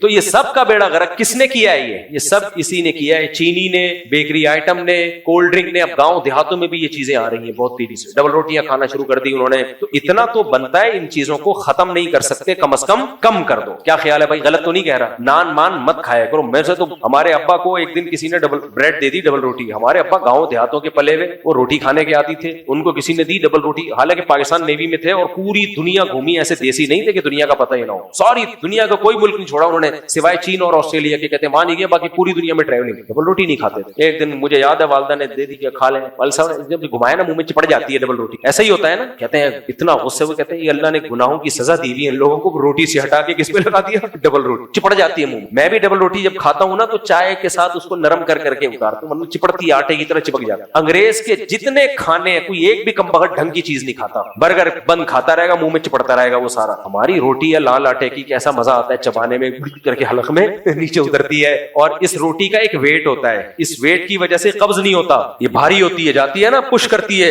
تبھی لوگ کہتے ہیں ہم صبح ناشتے, ایک صاحب سے میں نے کہا یار تم واش روم نہیں جاتے, کہتے ہیں یار واش روم میں جب میں ناشتہ کرتا ہوں تو پچھلا والا جا کے اگلے والے کو پش کرتا ہے, پھر رپورٹ پیش ہوتی ہے. سمجھ رہے ہو, ایک پورا سائیکل, ایک سسٹم ہے قدرت کا بنایا ہوا کہ بھئی جب آپ لال آٹے کی روٹی کھاتے ہو, فائبر ہوتا ہے اس میں, وہ جاتی ہے پش کرتی ہے, اس کا ایک ویٹ ہوتا ہے. اگر آپ برگر کھاؤ گے وہ ویٹ نہیں بنے گا آپ کا. اگر آپ خالی یہ اسی طرح کی چیزیں پھوڑتے پھاڑتے رہو گے تو وہ نہیں بنے گا. قبض کی بیماریاں, بڑی آنت کا کینسر, پتہ نہیں کیا کیا, کوئی بندہ اپنا جا کے ٹیسٹ کرا کے دیکھے, وہ بیماریوں کا ڈبہ نکلے گا, ڈبہ, بیماریوں کا ڈبہ. اور اس بیماریوں سے زندگی عذاب بنی ہوئی ہے, سست بیٹھے رہے پڑے ہوئے, جہاں پڑا ہوا, نیند نہیں آ رہی, بے خوابی, ڈپریشن, نہ چل سکتا ہے نہ بات کر سکتا ہے. لطیفہ سناؤ تو ہنسی نہیں آئے گی, کم وقت کو بیٹھا رہے گا, ہلانا پڑتا ہے, بے لطیفہ سنایا میں نے. رونے کی بات کرو, رونا نہیں آئے گا, سمجھ میں نہیں آ رہا ہوتا ہے ہو کیا رہا ہے. دوسری شادی کی بات کرو تو یہ پھر دوسری شادی لے کے بیٹھ گئے. جوان ہوتے اور فل آپ کے جو ہے نا باڈی ایکٹیو ہوتی, دوسری شادی کی بات سن کے پڑک جاتا ہے ایک دم, اڑے یار کیا زبردست, کرتے نہیں کرتے وہ آپ کا ہیڈ ایک ہے. اب تو سست پڑے رہتے, ہلتے ہی نہیں ہے. تو یہ سب اس کی علامت ہے, زندگی کی رنگینیاں ختم. اور یہ اس کی علامت ہے. ہمارا ایک دوست تھا, عادت ہوتی ہے لوگ کہتے ہیں بڑھاپے میں جوانی کے مزے, پہلے بوڑھے کہتے ہیں یار حضرت جی آپ تو بڑھاپے میں جوانی کے مزے لے رہے ہو. وہ لڑکا تھا 24 سال کا, میرا دوست تھا, میں نے کہا کیسی گزر رہی ہے؟ کہہ رہے جوانی میں بڑھاپے کے مزے لے رہا ہوں. میں نے کہا ہم نے یہ تو سنا ہے بڑھاپے میں جوانی کے مزے, یہ فرسٹ ٹائم سنا ہے. کہہ رہے نہیں, میں جوانی میں مفتی صاحب بڑھاپے کے مزے. کہہ رہے یہاں بھی درد ہوتا ہے ادھر بھی درد ہوتا ہے. ایک نے تو مجھے کہا مفتی صاحب جوان لڑکا ہے, کہہ رہے یار میں جب سجدے سے قیام میں کھڑا ہوتا ہوں نا نماز میں, کڑاکے نکلتے ہیں میرے کڑاکے. کہہ رہے یہ کیا ہو رہا ہے؟ کڑاکے سمجھتے ہو, کٹک ٹک کی آوازیں آتی, جتنی بھی ہڈیاں ہیں نا چٹکتی ہیں. میں نے کہا ابھی سے آپ کا یہ حال ہو گیا ہے, کڑاکے نکل رہے ہیں آپ, کسی کے کڑاکے نکل رہے ہیں, کسی کے چھڑاکے نکل رہے ہیں. کوئی اب پہلے آپ کو یہ کرسیاں نظر آتی تھی مسجدوں میں ہیں, زندگی ہم نے گزار لی. بوڑھے میرے نانا 99 سال میں 98 سال تک تو کھڑے ہو کر تراویح پڑھی ہے انہوں نے. کیا تھا بھائی, کوئی میڈیکل سائنس نہیں جانتے تھے, کوئی یوٹیوب نہیں تھا جو ڈاکٹر گائیڈ کر رہے ہو, یہ نہیں تھا. بس یہ جو کولڈ ڈرنک, پیزے, برگر, اور یہ جو آپ بازار سے پروٹین والا گوشت لیتے ہو نا,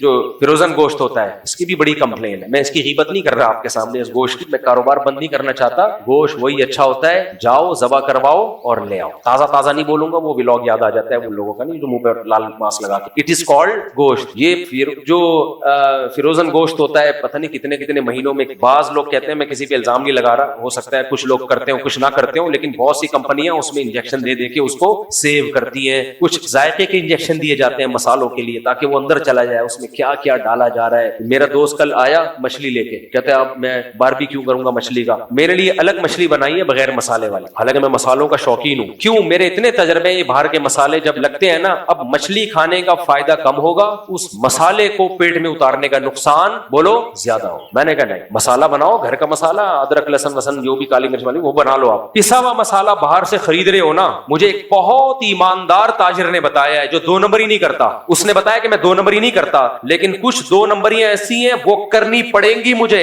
اور میں بتا کے کرتا ہوں وہ, اور میں بتاتا ہوں بھائی یہ ملاوٹ اس میں ہے اور ہر جگہ ہے تاکہ میرا مال حرام نہ ہو. وہ 2 نمبر کہہ رہا ہے ہلدی کو جب ہم پیستے ہیں اس میں کلر بولو ملا. میں نہیں کہہ رہا سارے کرتے ہوں گے, ہو سکتا ہے کچھ لوگ نہ کرتے. آپ کو ہلدی چاہیے, ہلدی کی وہ لے کر آؤ, اس کو خود کوٹ لو, تھوڑا سا کمر میں درد ہوگا پھر ٹھیک ہو جائے گی. ٹھیک ہے, کالی مرچ کا پاؤڈر بھی میں نے استعمال کرنا چھوڑ دیا ہے. کچھ بھروسہ نہیں ہے بھائی ملک میں کیا ہو رہا ہے. ایک دفعہ میں جوڑیا بازار گیا تو بہت دفعہ ہوں, لیکن ایک دفعہ میں نے یہ منظر دیکھا مسالوں کے مارکیٹ میں. میں جب اندر گھسا ہوں نا, اتنے بڑے بڑے چوہے, اتنے بڑے بڑے, وہ سب چیزیں کھا کھا کے نا اتنے مشٹنڈے ہو گئے. میں ولاگ بنا سکتا تھا, لیکن میں نے کہا کسی کا کاروبار کا بیڑا غرق ہوگا. آپ کہہ سکتے ہو لوگوں کا جو بیڑا غرق ہو رہا ہے تو ایک بندہ کر رہا ہو نا, وہاں تو ماشاءاللہ ہر دوسرے تیسرا آدمی, ہر دوسرا تیسرا کی دکان کا یہی حال. ڈسپلے بڑا خوبصورت, بادام پستے, ڈسپلے پہ آپ جائیں گے نا, صاف ستھرے بادام, صاف ستھرے پستے, ایسا خوبصورت. پیچھے گودام جہاں سے یہ آ رہا ہے, میں گھسا ہوں اس گودام میں, جو منظر میں نے وہاں دیکھا ہے نا, اف, پیچھے جو گودام کی حالت تھی. اس نے کہا بھائی یہی سسٹم کیا چل رہا ہے, یہی سسٹم چل رہا ہے. پیچھے گودام, ڈسپلے پہ تو بڑا صاف ستھرا ہوتا ہے. ایک آدمی نے بتایا میں بہت بڑے ہوٹل میں گیا, اتنا صاف ستھرا ہائیجینک کھانا ان کا زبردست. کہہ رہا میں ایک دن کچن میں گیا ہوں نا, پیاز پہ جو کٹ رہے تھے لوگ پاؤں رکھ رکھ کے چل رہے تھے اس پیاز. ملازم سمجھ میں آ رہی ہے کہ نہیں آ رہی, پیاز کا ڈھیر لگا ہوا ہے تو جگہ نہیں مل رہی, اسی پہ سے چل کے چلا. اندر کچھ اور ہوتا ہے. باہر ملکوں میں تو بڑا خیال کیا جاتا ہے, سعودی عرب میں کچن میں کیمرے لگے ہوتے ہیں, محکمہ خوراک والے 24 گھنٹے بندے بٹھائے ہوئے, دیکھتے رہو کہ ہمارے ہاں ایسا کوئی سسٹم ہے بولو, کہیں کوئی کیمرہ دیکھا آپ نے؟ ہمیں تو سامنے جو نظر آ رہا ہے, مسالوں میں کیا ڈل رہا ہے کچھ پتا نہیں ہے. میں نے ایک دفعہ بیان میں کہہ دیا تھا کہ ہمارے مسالے بیرون ملک پابندی ہے ان پہ. کسی نے کہا لو, پھر کمپنیوں کے نام لیے کہ دیکھو یہ مسالہ بھی سعودی عرب میں ملتا ہے, یہ مسالہ بھی سعودی عرب میں ملتا ہے. بھائی دیکھو جب کوئی بندہ بات کرتا ہے نا, اس سے اس کا مطلب پوچھا جائے, فوراً اعتراض نہ کیا جائے. تو میں نے ان کو, مسالے ملتے ہیں انہی کمپنیوں کے, لیکن اس کا فارمولا چینج ہوتا ہے. یہاں پر جو بریانی مسالہ ہے اور ہے, سعودی عرب میں اسی کمپنی کا بریانی مسالہ بولو الگ ہو. یہاں پر جو بریانی جو نہاری مسالہ ملے گا جس کمپنی کا وہ الگ ہے. یہی جب جائے گا امریکہ میں تو چینج, وہ یہ گن افورڈ نہیں کر سکتے. تو یہ شریعت کا حکم ہے, چھوڑ دو اپنے آپ کو ان فضول چیزوں سے, بچاؤ اپنے آپ کو تاکہ ایک اچھی انسان زندگی گزارے. اللہ رسول بھی خوش ہوں گے اس سے, میرا خیال ہے. کیا خیال ہے؟ اور بے دیندار لوگوں پہ تو یہ بہت برا لگا. اللہ عمل کی توفیق. بعض علماء کہتے ہیں فی سبیل اللہ سے مراد صرف قتال فی سبیل اللہ ہے, اس سے کچھ اور مراد لینا تحریف قرآن کے زمرے میں آتا ہے. یہ بات غلط ہے. یہ ضرور ہے کہ جہاں قرآن میں فی سبیل اللہ جہاد کے معنی میں آیا ہے تو وہاں تو جہاد ہی کے معنی میں ہے, لیکن قرآن و سنت میں خود فی سبیل اللہ دوسرے معنی میں بھی استعمال ہوا ہے. حدیث میں آتا ہے جو حج پہ نکلتا ہے وہ بھی فی سبیل اللہ, جو مسجد میں نماز کے لیے آتا ہے وہ بھی فی سبیل اللہ. تو کوئی بھی دین کے کام میں نکلا ہے وہ فی سبیل اللہ ہی کہلائے گا. گڑبڑ یہاں ہوتی ہے کہ جہاد میں جو فضائل ہیں, بعض مواقع پہ جہاد کو فی سبیل اللہ کہا گیا ہے, تو جو جہاد کے فضائل ہیں وہ آپ کسی اور جگہ پہ فٹ نہ کریں فی سبیل اللہ کہہ کے. اس تو فی سبیل اللہ تو سارے کام ہیں, لیکن جہاد فی سبیل اللہ کے جو اسپیسیفک الگ سے فضائل ہیں وہ کسی اور جگہ فٹ کرنا جائز نہیں ہے، یہ غلط ہو جائے گا. مفتی سے میں نے شیعہ سنی کی بات نہیں کیا، اور مجھ سے اگر کوئی شخص ارے حیا کے خلاف مسئلے نہ پوچھا کرو. ایک مسئلہ پوچھا تھوڑا حیا کے خلاف ہے، چھپڑ میں پوچھ لو، اتنے کھلے ڈلے مسئلے نہیں ایسے پوچھا کرو بھائی. اور ہر ایک کے ہے بھی نہیں نا، بعض مسئلے حیا کے خلاف ہوتے ہیں لیکن ضرورت ان کو سب کو ان کی ضرورت ہوتی ہے، وہ پھر میں اناؤنس کر دیتا ہوں. لیکن بعض مسئلے کو انفرادی نوعیت کے ہوتے ہیں، حیا کے خلاف بھی ہے تو کیا ضرورت ہے ان کو اناؤنس. دوسرا مجھے لیمو روزانہ اپنے خرچے پر پیوں یا دوسروں کے. باقی کہہ رہے ہیں ہڈیاں کمزور ہو جاتی ہیں اور پینے سے کیا لکھا ہے پرسنل ایکسپیرینس رہا ہے، ہڈیاں کمزور ہو جاتی ہیں. وائٹامن سی سے ہڈیاں کمزور کی ہوں گی میرے بھائی. کچھ لوگ یہ کرتے ہیں جب یہ لیمن کا پانی پیتے ہیں نا تو یہ دانتوں میں لگتا ہے، اس کا ایسڈ یہ دانتوں کو خراب کر دیتا ہے. میرے دانتوں کو نہیں کرتا، میں تو ایسے ہی پیتا ہوں، لیکن دانتوں کو دانت خراب ہونا شروع ہوتے ہیں تو وہ سمجھتے ہیں ہڈیاں کمزور ہو رہی ہیں. تو اس کا طریقہ اسٹرا سے پیا کریں، سمجھ رہے ہو، کیونکہ لیمن ہے تو ایسڈ نا جب دانتوں سے لگ کے جاتا ہے نا تو یہ اس کی تہ کو خراب کرتا ہے. تو ایسے لوگوں کے لیے پھر یہ ہے کہ وہ اسٹرا سے پیا کریں. دوسری بات، لیمن گرم پانی میں ڈال کے کچھ لوگ نہار منہ پیتے ہیں، یہ بالکل غلط ہے. وہ کہ اس کے کچھ فائدے ہیں لیکن پیٹ کی ایسی کی تیسی ہو جاتی ہے، کیونکہ لیمن ایسڈ ہے. جب آپ خالی پیٹ پیتے ہیں تو وہ معدے کی دیواروں کو متاثر کرتا ہے، اس میں گڑبڑ کرتا ہے. یہ مشاہدے پر مبنی ایک حقیقت ہے. بالکل جب خالی پیٹ ہو تو میرا خیال ہے اجتناب کریں، باقی قبلہ حکیم سے پوچھیں کیا کرنا ہے آپ، لیکن کوئی اس سے نقصان نہیں ہوتا. ہاں ایسڈ جو بھی آپ کھائیں گے تھوڑا بہت کیلشیم کو وہ ہو سکتا ہے نقصان کرے، لیکن ہم کیلشیم کی دوسری چیزیں اتنی کھا رہے ہوتے ہیں کہ وہ نقصان کی تلافی ہو جاتی ہے. سمجھتے ہو، اب ایک آدمی لیمن ہی پہ سیٹ ہو جائے وہ تو ہڈیاں ختم ہو جائیں گی اس کی، لیکن لیمن کے ساتھ ساتھ پھر وہ دیسی گھی کھا رہا ہے یا روٹی سالن گوشت جو بھی انڈے منڈے بھی تو کھا رہا ہوگا نا، تو اس سے پھر یہ ہوگا کہ لیمن کے بھی فائدے ہوں گے اور کیلشیم بھی آئے گا. خالی لیمن ہی پہ سیٹ ہو گیا تو پھر تو غلط ہے. لیمن خالی پی لیا کرو، بہت فائدے مند چیز ہے، ان باتوں میں مت پڑو. روزانہ ایک گلاس پینے میں کوئی حرج نہیں، بہت فائدہ ہے اس کے فائدے اس کے نقصانات سے زیادہ ہیں. نہیں کھانا تو جاؤ جو مرضی کرنا ہے کرو. مفتی صاحب دعا کیجیے میرے بیٹوں کی شادی ہو جائے، خاندان میں 2-3 سال سے اتنا ہلکا ہلکا لکھتا ہوں، چشمہ لگانا پڑتا ہے، شرم آتی، برا لگتا ہے، اچھا نہیں لگتا ہے، شو خراب ہوتی چشمہ لگا. چشمہ بھی دیکھو بوڑھوں والا رکھا ہے، مجبوری ہے، یہاں تک بقدر ضرورت لگاتا ہوں. مفتی صاحب دعا کیجیے میرے بیٹوں کی شادی ہو جائے، نہیں خاندان میں 2-3 سال سے کوشش ہے، مگر کوشش میں جب لڑکی والوں کو پتہ چلتے ہیں کہ آپ سے اصلاحی تعلق ہے تو ان کی شادی نہیں ہوتی. دوسری شادی کے میرے سے اصلاحی تعلق ہے اس لیے شادی نہیں ہو رہی، تو میری تو ایک بھی نہیں ہونی چاہیے تھی. پھر جو لوگوں کو خود موٹیویٹ کر رہا ہے اس کی 4 کیسے ہو گئی؟ آپ کہہ سکتے ہو آپ مشہور ہو اور آپ کے پاس پیسہ ویسا ہے وغیرہ وغیرہ، تو اب مشہور ہوا نا. 2011-12 میں میری تیسری شادی ہوئی تھی، اس وقت تو بہت زیادہ مشہور بھی نہیں تھا. تو اس لیے کچھ قسم کے لوگ شادی نہیں کریں گے، کچھ قسم کے شادی کر دیں گے.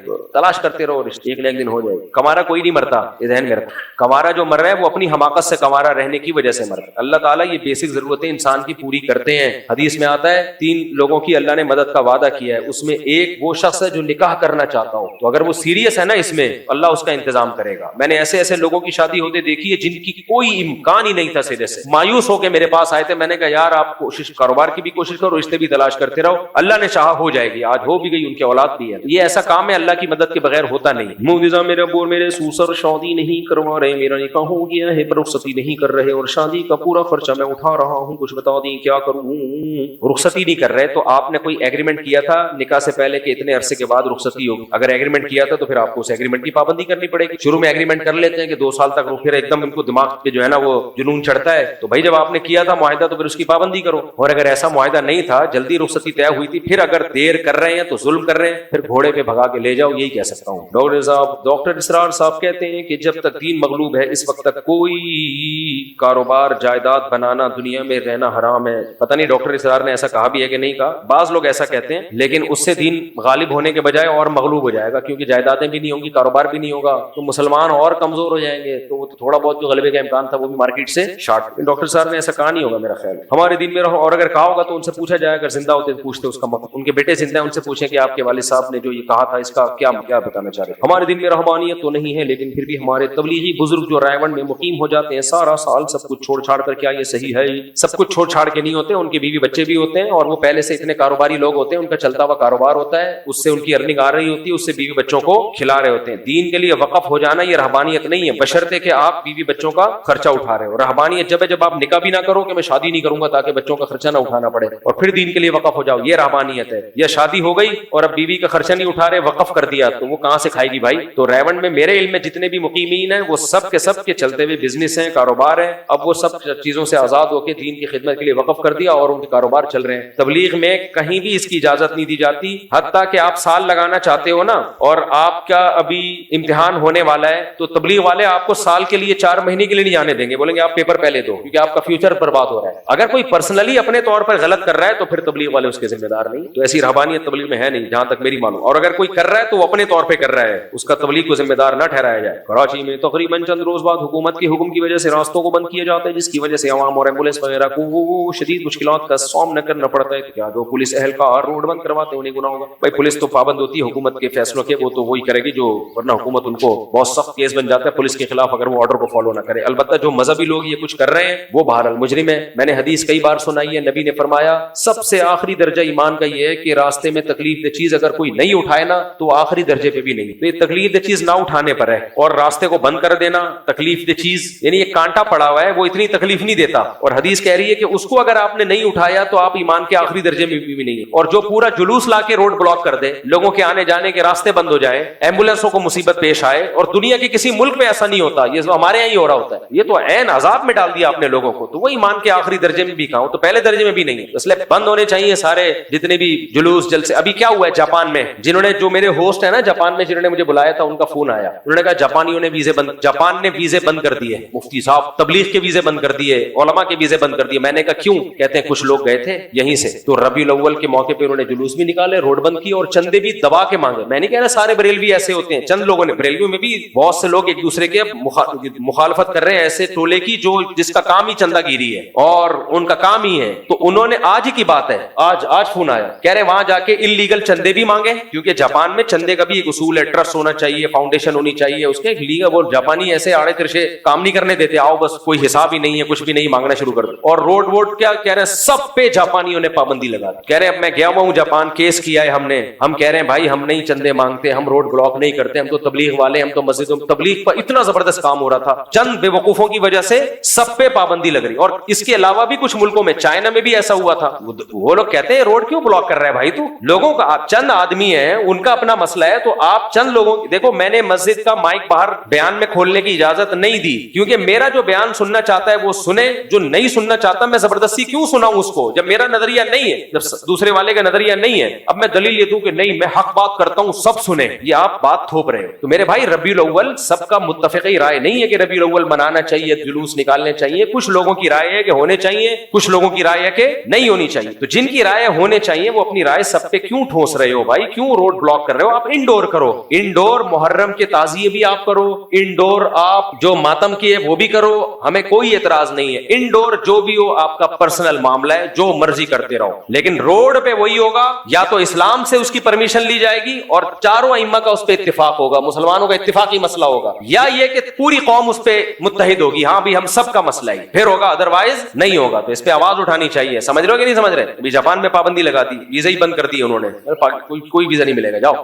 کتنی آزادی تھی یار وہاں کے, میں گیا تھا, اتنا کراؤڈ ہوتا تھا جاپان میں بیانات سننے والوں کا, اور بریلوی علماء بھی جاتے تھے, دوسرے بھی سب جاتے تھے, سب پہ پابندی لگا دی چند لوگوں کی وجہ سے. چائنا میں بھی ایسا ہی ہوا ہے. اور پھر ہم کہتے ہیں اصل میں ان کو اسلام سے نفرت ہے نا, پھر باتیں بھی ہم بیٹھ کے, بھائی اسلام سے نفرت ہوتی تو جلسوں سے پہلے بھی وہ پابندی لگاتے. تو یہ ہے حساب کتاب, تو یہ سب بند ہونا چاہیے سارا دھندا کرنا ہے مسجد کے اندر. ہم سوال ہے پورا پڑے, مہربانی ہوگی. اگر عید میلاد النبی تیجا 40واں یہ سب غلط ہے تو پھر مدارس ان کا نصاب سے روزہ 4 مہینے, مسجد کے گنبد مینار, ختم بخاری, یہ سب تو صحابہ نے اسلاف نہیں کی, پھر کیوں کرتے؟ یہ موقع ہوتا ہے. موقع کیا مطلب, مدرسے میں کام ہوا ہے, بخاری ختم ہوئی ہے, اب بچوں کی حوصلہ افزائی کرنی ہے, اپنے اپنے گھروں کو جا رہے ہیں, عالم بنے, ان کی حوصلہ افزائی کے لیے دستار بندی کی ایک تقریب ہو رہی ہے, بالکل ایک معقول وجہ ہے اس کی. اور آپ جو 12 ربیع الاول پر عید میلاد النبی منا رہے ہو, اس دن نبی آئے نہیں ہیں, نبی 1400 سال پہلے آئے تھے, 1400 سال پہلے آئے تھے, اب تھوڑی آ رہے ہیں. یہاں تو مدرسے کے طلبہ باقاعدہ فارغ ہو رہے ہیں, خوشی ہو رہی ہے ان کو, جیسے آپ کی شادی ہو رہی ہے. جب شادی ہو رہی ہے تو شریعت نے کہا مناؤ, ولیمہ کرو, مبارک باتیں دو.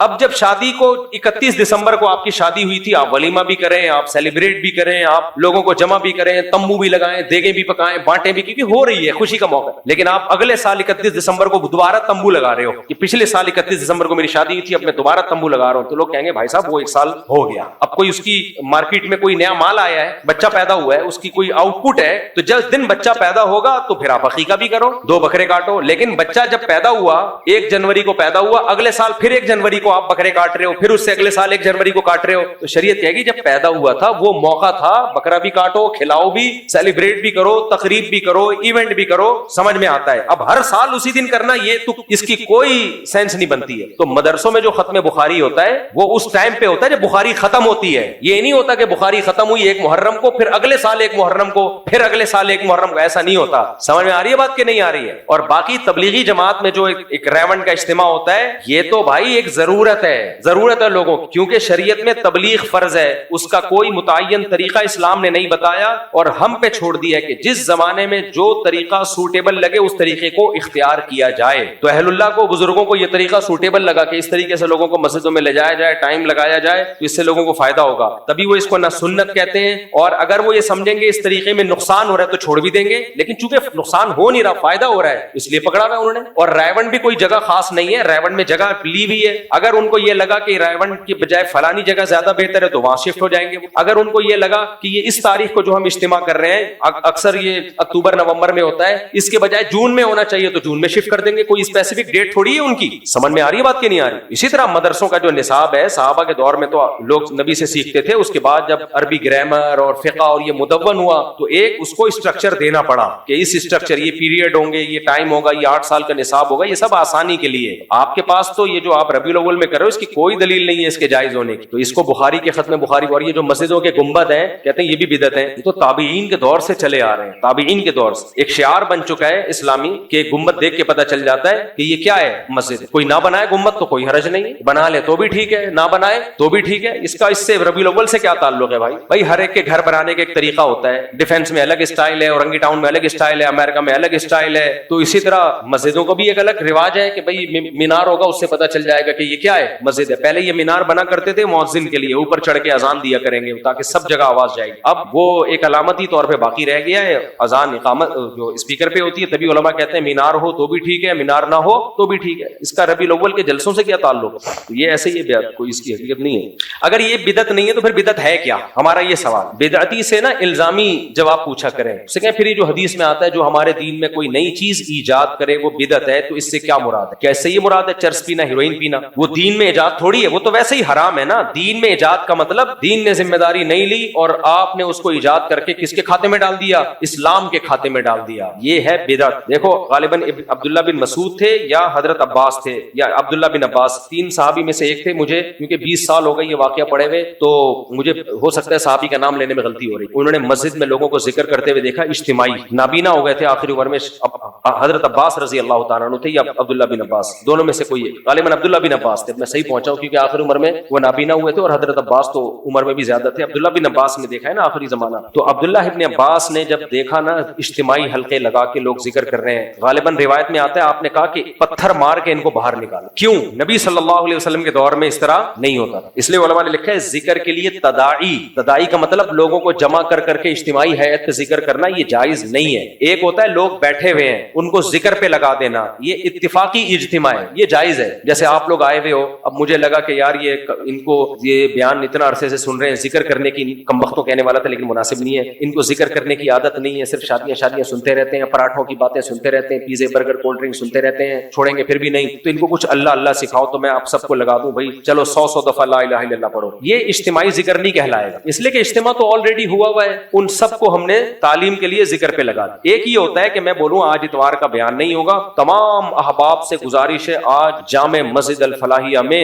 عشاء کی نماز کے بعد اجتماعی ذکر کی محفل لگے گی, تمام حضرات تشریف لائیں, بہت فائدہ ہوگا. یہ بدعت ہے کیونکہ اجتماعی عبادت جو شریعت نے بتائی ہے وہی کر سکتے ہو. فجر کی 2 سنتیں انفرادی ہیں, اجتماعی پڑھ سکتے ہو نہیں, پڑھو گے تو کیا بن جائے گی؟ بدعت. کیونکہ 2 فرض اجتماعی ہوں گے, 2 سنت نہیں. ظہر کی 4 سنت انفرادی, فرض کیا ہے؟ اجتماعی. تو عبادت میں اپنی طرف سے آپ اجتماع ایڈ نہیں کر سکتے. تہجد کے لیے اجتماع بھی جائز نہیں ہے. میں الفلاحیہ مسجد میں رات کو 4 بجے تہجد ہوگی, تمام محلہ اور جتنے بھی لوگ ہیں ان سے گزارش ہے تشریف لے آئیں, سارے محلے والے آ رہے ہیں. بھائی بدعت ہے. صرف رمضان میں تراویح کے لیے اجتماع ہو سکتا ہے, اس کے علاوہ اجتماع نہیں ہو سکتا. ہاں اتفاقی اجتماع ہو جائے, میں تہجد پڑھ رہا ہوں, آپ آئے, آپ نے کہا چلو میں بھی نیت باندھ لوں, یہ ٹھیک ہے. صحابہ میں ایسا ہی ہوتا تھا, نبی صلی اللہ علیہ وسلم تہجد پڑھ رہے ہوتے تھے, صحابہ بھی آپ کے پیچھے آ کے نیت باندھ لیتے تھے. تداعی سمجھتے ہو لوگوں کو جمع کر کے بلانا. تو عبداللہ بن عباس نے کیا دیکھا, اجتماعی ذکر کی محفل ملے اتنا غضبناک ہوئے. اب ہمارے بریلوی بھائیوں سے میں پوچھتا ہوں, یہ حدیث تو آپ بھی صحیح مانتے ہو, اس کو میں کسی وقت موقع ملا تو ریفرنس کے ساتھ انشاءاللہ اس کو پیش کر دوں گا. تو وہ تو ذکر کر رہے تھے نا. اب کوئی ان سے کہتا کہ اس کی ممانعت کی دلیل بتاؤ, کہاں لکھا ہے کہ یہ اجتماعی ذکر ناجائز ہے؟ یہی کہا جائے گا بھائی عبداللہ بن عباس یہ دیکھ رہے ہیں کہ کہاں لکھا ہے کہ یہ جائز ہے. نبی نے نہیں کیا, صحابہ نے یہ اجتماعی ذکر اس طریقے پہ نہیں کیا, تو اس کا مطلب یہ جائز نہیں. یہ انفرادی طور پہ آپ کریں, اس طرح ہیئت بنا کے کرنا یہ ٹھیک نہیں ہے. تو وہ لوگ اگر یہ سب کچھ دیکھ لیتے جو ہم ربیع الاول میں کر رہے ہیں, وہ تو اتنی سی چھوٹی سی چیز پہ عبداللہ بن عباس کو, صحابی رسول کو اتنا غصہ آ گیا. وہ جب یہ دیکھتے کہ اتنا کچھ ہو رہا ہے اور یہ ایسے تمبو لگ رہے ہیں اور ایسی بتیاں اور ایسے روڈ جام اور وہ ناچنا گانا تک بھی شروع ہو گیا, اب تو کیک کٹ رہے ہیں اور پتہ نہیں کیا کیا ہو رہا ہے, تو کہاں وہ پتھر مارنے کا نہیں کہتے, وہ کچھ اور مارنے کا کہتے. لیکن میں بتا رہا ہوں کہ صحابی رسول کو کتنا غضب آتا. وہ بدعت کے بہت شدید خلاف تھے صحابہ کرام, بدعت کو نہیں پنپنے دیتے تھے وہ لوگ. اتنی چینجنگ کی اجازت نہیں دی ہے کہ عید کی نماز سے پہلے جو نبی خطبہ عید کی نماز کے بعد دیا کرتے تھے اور جمعے میں عید کی نماز سے پہلے, تو ایک خلیفہ نے کیا کیا, عید کا خطبہ بھی عید کی نماز سے پہلے شروع کر دیا. اس پہ احتجاج شروع کیا صحابہ نے. یہ کون سی بدعت شروع کر دی بھائی تم نے؟ جو خطبہ بعد میں وہ بعد میں رہے گا, جو پہلے ہے وہ پہلے رہے گا. فجر کی 2 رکعتیں 2 رہیں گی, 3 نہیں ہو سکتی. تو بدعت یہ بھی نہیں ہے. تو بھائی پھر بدعت ہے کیا؟ واٹ از بدعت؟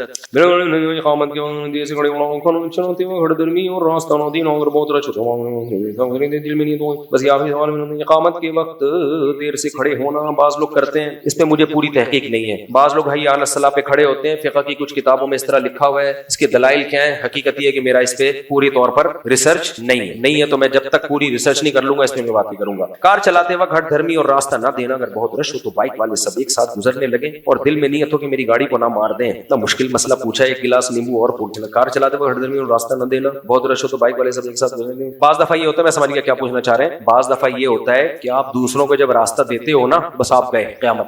ہمارے ہاں گلی میں ایسا ہوا, ایک صاحب کی غلطی سے انہوں نے کہہ دیا پہلے آپ, گاڑی لے کے کھڑا ہوا تھا یہاں پہ, جب پہلے آپ اس نے کہا نا, اچھا تھی شب برات اور قبرستان جانے والوں کا رش تھا, نبی کی محبت میں کہاں جا رہے تھے؟ قبرستان, اور روڈ فل جیم. تو گزر, اب ایک کو راستہ, اسی کے پیچھے دوسری گاڑی, اسی کے پیچھے تیسری گاڑی. اب چوتھی پانچویں گاڑی کو نہیں پتا یہ بندہ آدھے گھنٹے سے کھڑا ہوا ہے یہاں پہ, ہر گاڑی سمجھ رہی ہے کہ میں پہلے آیا ہوں. اب وہ کیا ہوا کہ اب اس کو کوئی راستہ ہی نہیں دے رہا. وہ کہہ رہا ہے یار میری غلطی ہو گئی, میں نے ایک گاڑی گزرنے دی. اب وہ گاڑی والوں کو کہہ رہا ہے یار تھوڑی دیر رک جاؤ, میں گھنٹے سے یہاں کھڑا ہوا ہوں, میرے پیچھے 2 گاڑی ہیں, ہم گزر جائیں گے. لیکن گاڑی والے ڈھیٹ, کیونکہ جا کہاں رہے ہیں؟ شب برات منانے, قبرستان میں مردوں کی بخشش کروانے. اتنی نہیں ہو رہی کہ یار ایک آدمی ریکویسٹ کر رہا ہے 2 گاڑی ہیں, تم ذرا بریک لگا دو, اس کو گزرنے دو, کیونکہ نہیں گزرنے دو گے تمہارے پیچھے تو گاڑیوں کی لین ہے, ایک لائن ہے پوری, اس کو تو گھنٹہ لگ جائے گا کھڑے کھڑے. یہاں نہیں, میں یہاں بیان کر رہا تھا, آواز آئی گاڑیوں کی نا, میں نے کہا پتہ نہیں کیا ہوا, دیکھا وہ گتم گتا وہ لڑائی. پھر جب تفتیش کی تو پتا چلا بھائی ایک آدھا گھنٹے سے یہاں کھڑا ہوا ہے, گاڑی کے پیچھے گاڑی چپکی ہوئی ہے, کوئی اس کو گزرنے نہیں دے رہا. اس کی غلطی تھی کہ پہلی گاڑی کو اس نے جانے دیا تھا. تو یہ ہے قبرستان جا رہے ہیں مردوں کی, اور شب برات پہ جو ڈرامے بازیاں ہو رہی ہیں قبرستان پہ, اب تو خواتین بھی جا رہی ہیں, چمک چھلو بن کے جا رہی ہیں قبرستان مردوں کو بخشوانے کے لیے. لوگ چاہ رہے ہیں کاش ہم بھی اسی قبر میں لیٹے ہوئے ہوتے, کتنا اچھا موسم چل رہا ہے یہاں پہ. صاحب ڈرامے بازی ہے میرے بھائی, شب برات کے نام پہ صاحب ڈرامے چل رہے ہیں.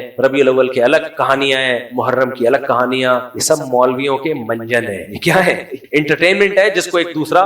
عبادت تو کوئی نہیں کر رہا ہوتا شب برات, کچھ لوگ ہوتے ہیں جو گھروں میں کر رہے ہوتے ہیں, باقی تو سب یہی چل رہا ہے. چمک چھلو بنی ہوئی لڑکیاں اور لڑکے نہا دھو کے تیار ہوئے بھی ہوتے ہیں سب. آخری سوال پوچھ لو, یہ بیچارہ کافی دیر سے کر رہا ہے, جہاں اتنا صبر کیے بیٹھ جائے. مفتی صاحب 2 سوال تھے میرے. ایک کا تو آپ نے بتایا کہ آپ بعد میں حوالہ دے دیں گے کہ یہ جو بدعت کے حوالے سے مشہور ہے, کیونکہ ابھی جو کل ربیع الاول گزرا ہے اس میں نے لنگر کھانے سے انکار کر دیا, تو ساتھ ہی اس نے میرے کو طنز دیا کہ تمہیں نبی سے محبت نہیں ہے. اس کا آپ حوالہ دے دیں گے تو میں ساجد بھائی وغیرہ کسی سے لے لوں گا. دوسرا سوال یہ ہے کہ ابھی کچھ ٹائم پہلے ایک فرقے کا جلوس ہوا جس کا آپ نے کیا چپ تازیہ جی, تو اس میں اسی فرقے کے ایک شخص نے مجھے بولا کہ یہ چیز بڑھتی سے بڑھتی جا رہی ہے, حالانکہ وہ اسی فرقے کا تھا. تو میں یہ سمجھتا ہوں کہ جو اسلامی ہمارے اسکالرز ہیں بلند سطح پہ, چاہے وہ جس فرقے کے بھی ہیں, ان کو آپس میں بیٹھ کے بات چیت کرنی چاہیے کہ جو نئی سے نئی چیز ہوتی جا رہی ہے, بالفرض اگر وہ 5 بجے جلوس ختم ہوتا تھا تو وہ 7 بجے ختم ہو رہا ہے, تو ان چیزوں کو محدود کرنے کی ضرورت ہے میری نظر میں. اور اس کے حوالے سے دیکھو یہ محدود ایسے ہوں گی کہ شیعہ اسکالر بولے اس کے خلاف. ایران میں روڈ پہ کوئی جلوس کوئی تعزیہ نہیں ہوتا, حالانکہ وہ شیعہ اسٹیٹ ہے. تو شیعہ اسکالر آگے بڑھ کے بولے بھائی یہ ہمارا اس سے تعلق نہیں ہے, جو ایران میں ہوگا وہ بھی یہاں بھی وہی ہوگا. بریلویوں میں جو معتدل ہیں وہ بولیں کہ یہ ربیع الاول میں جو کچھ ہو رہا ہے یہ کیا ہے, غلط. ہم بولیں گے تو ہمیں تو ویسے ہی خوش کے وہابڑے کہتے ہیں یہ لوگ, تو وہ ہم تو بس ممبر پہ ایک ترغیب دے سکتے ہیں کہ بھائی شیعہ میں جو معتدل علماء ہیں, جیسے جیسے ایک شیعہ عالم نے ٹی وی میں بیان دیا تھا کہ ایران میں فتویٰ آیا ہے کہ شیخین ابو بکر و عمر کو برا بلا کہنا حرام ہے. مجھے بڑی اچھی لگی تھی ان شیعہ عالم کی یہ بات, انہوں نے ٹی وی پہ اناؤنس کیا کہ ایران میں یہ وہاں کے کوئی مفتی ہیں, ان کا فتویٰ ہے کہ بھئی یہ صحابہ کو برا بلا کہنے پر یہ جائز نہیں ہے. اس طرح کے لوگوں کو, لیکن ہر مسلک میں نا پسند شدت پسند مولوی ہی کو کیا جاتا ہے. یہ ہمارا مزاج ہے. اعتدال والے آدمی کو لوگ پسند ویسے ہی نہیں. لوگ کہتے ہیں یہ مولوی تو محفل سجاتا ہی نہیں ہے, لوگوں کو یہی پسند ہے کہ دے دنا دنا, اس اسٹائل ہی یہی ہے. السلام علیکم ورحمۃ اللہ.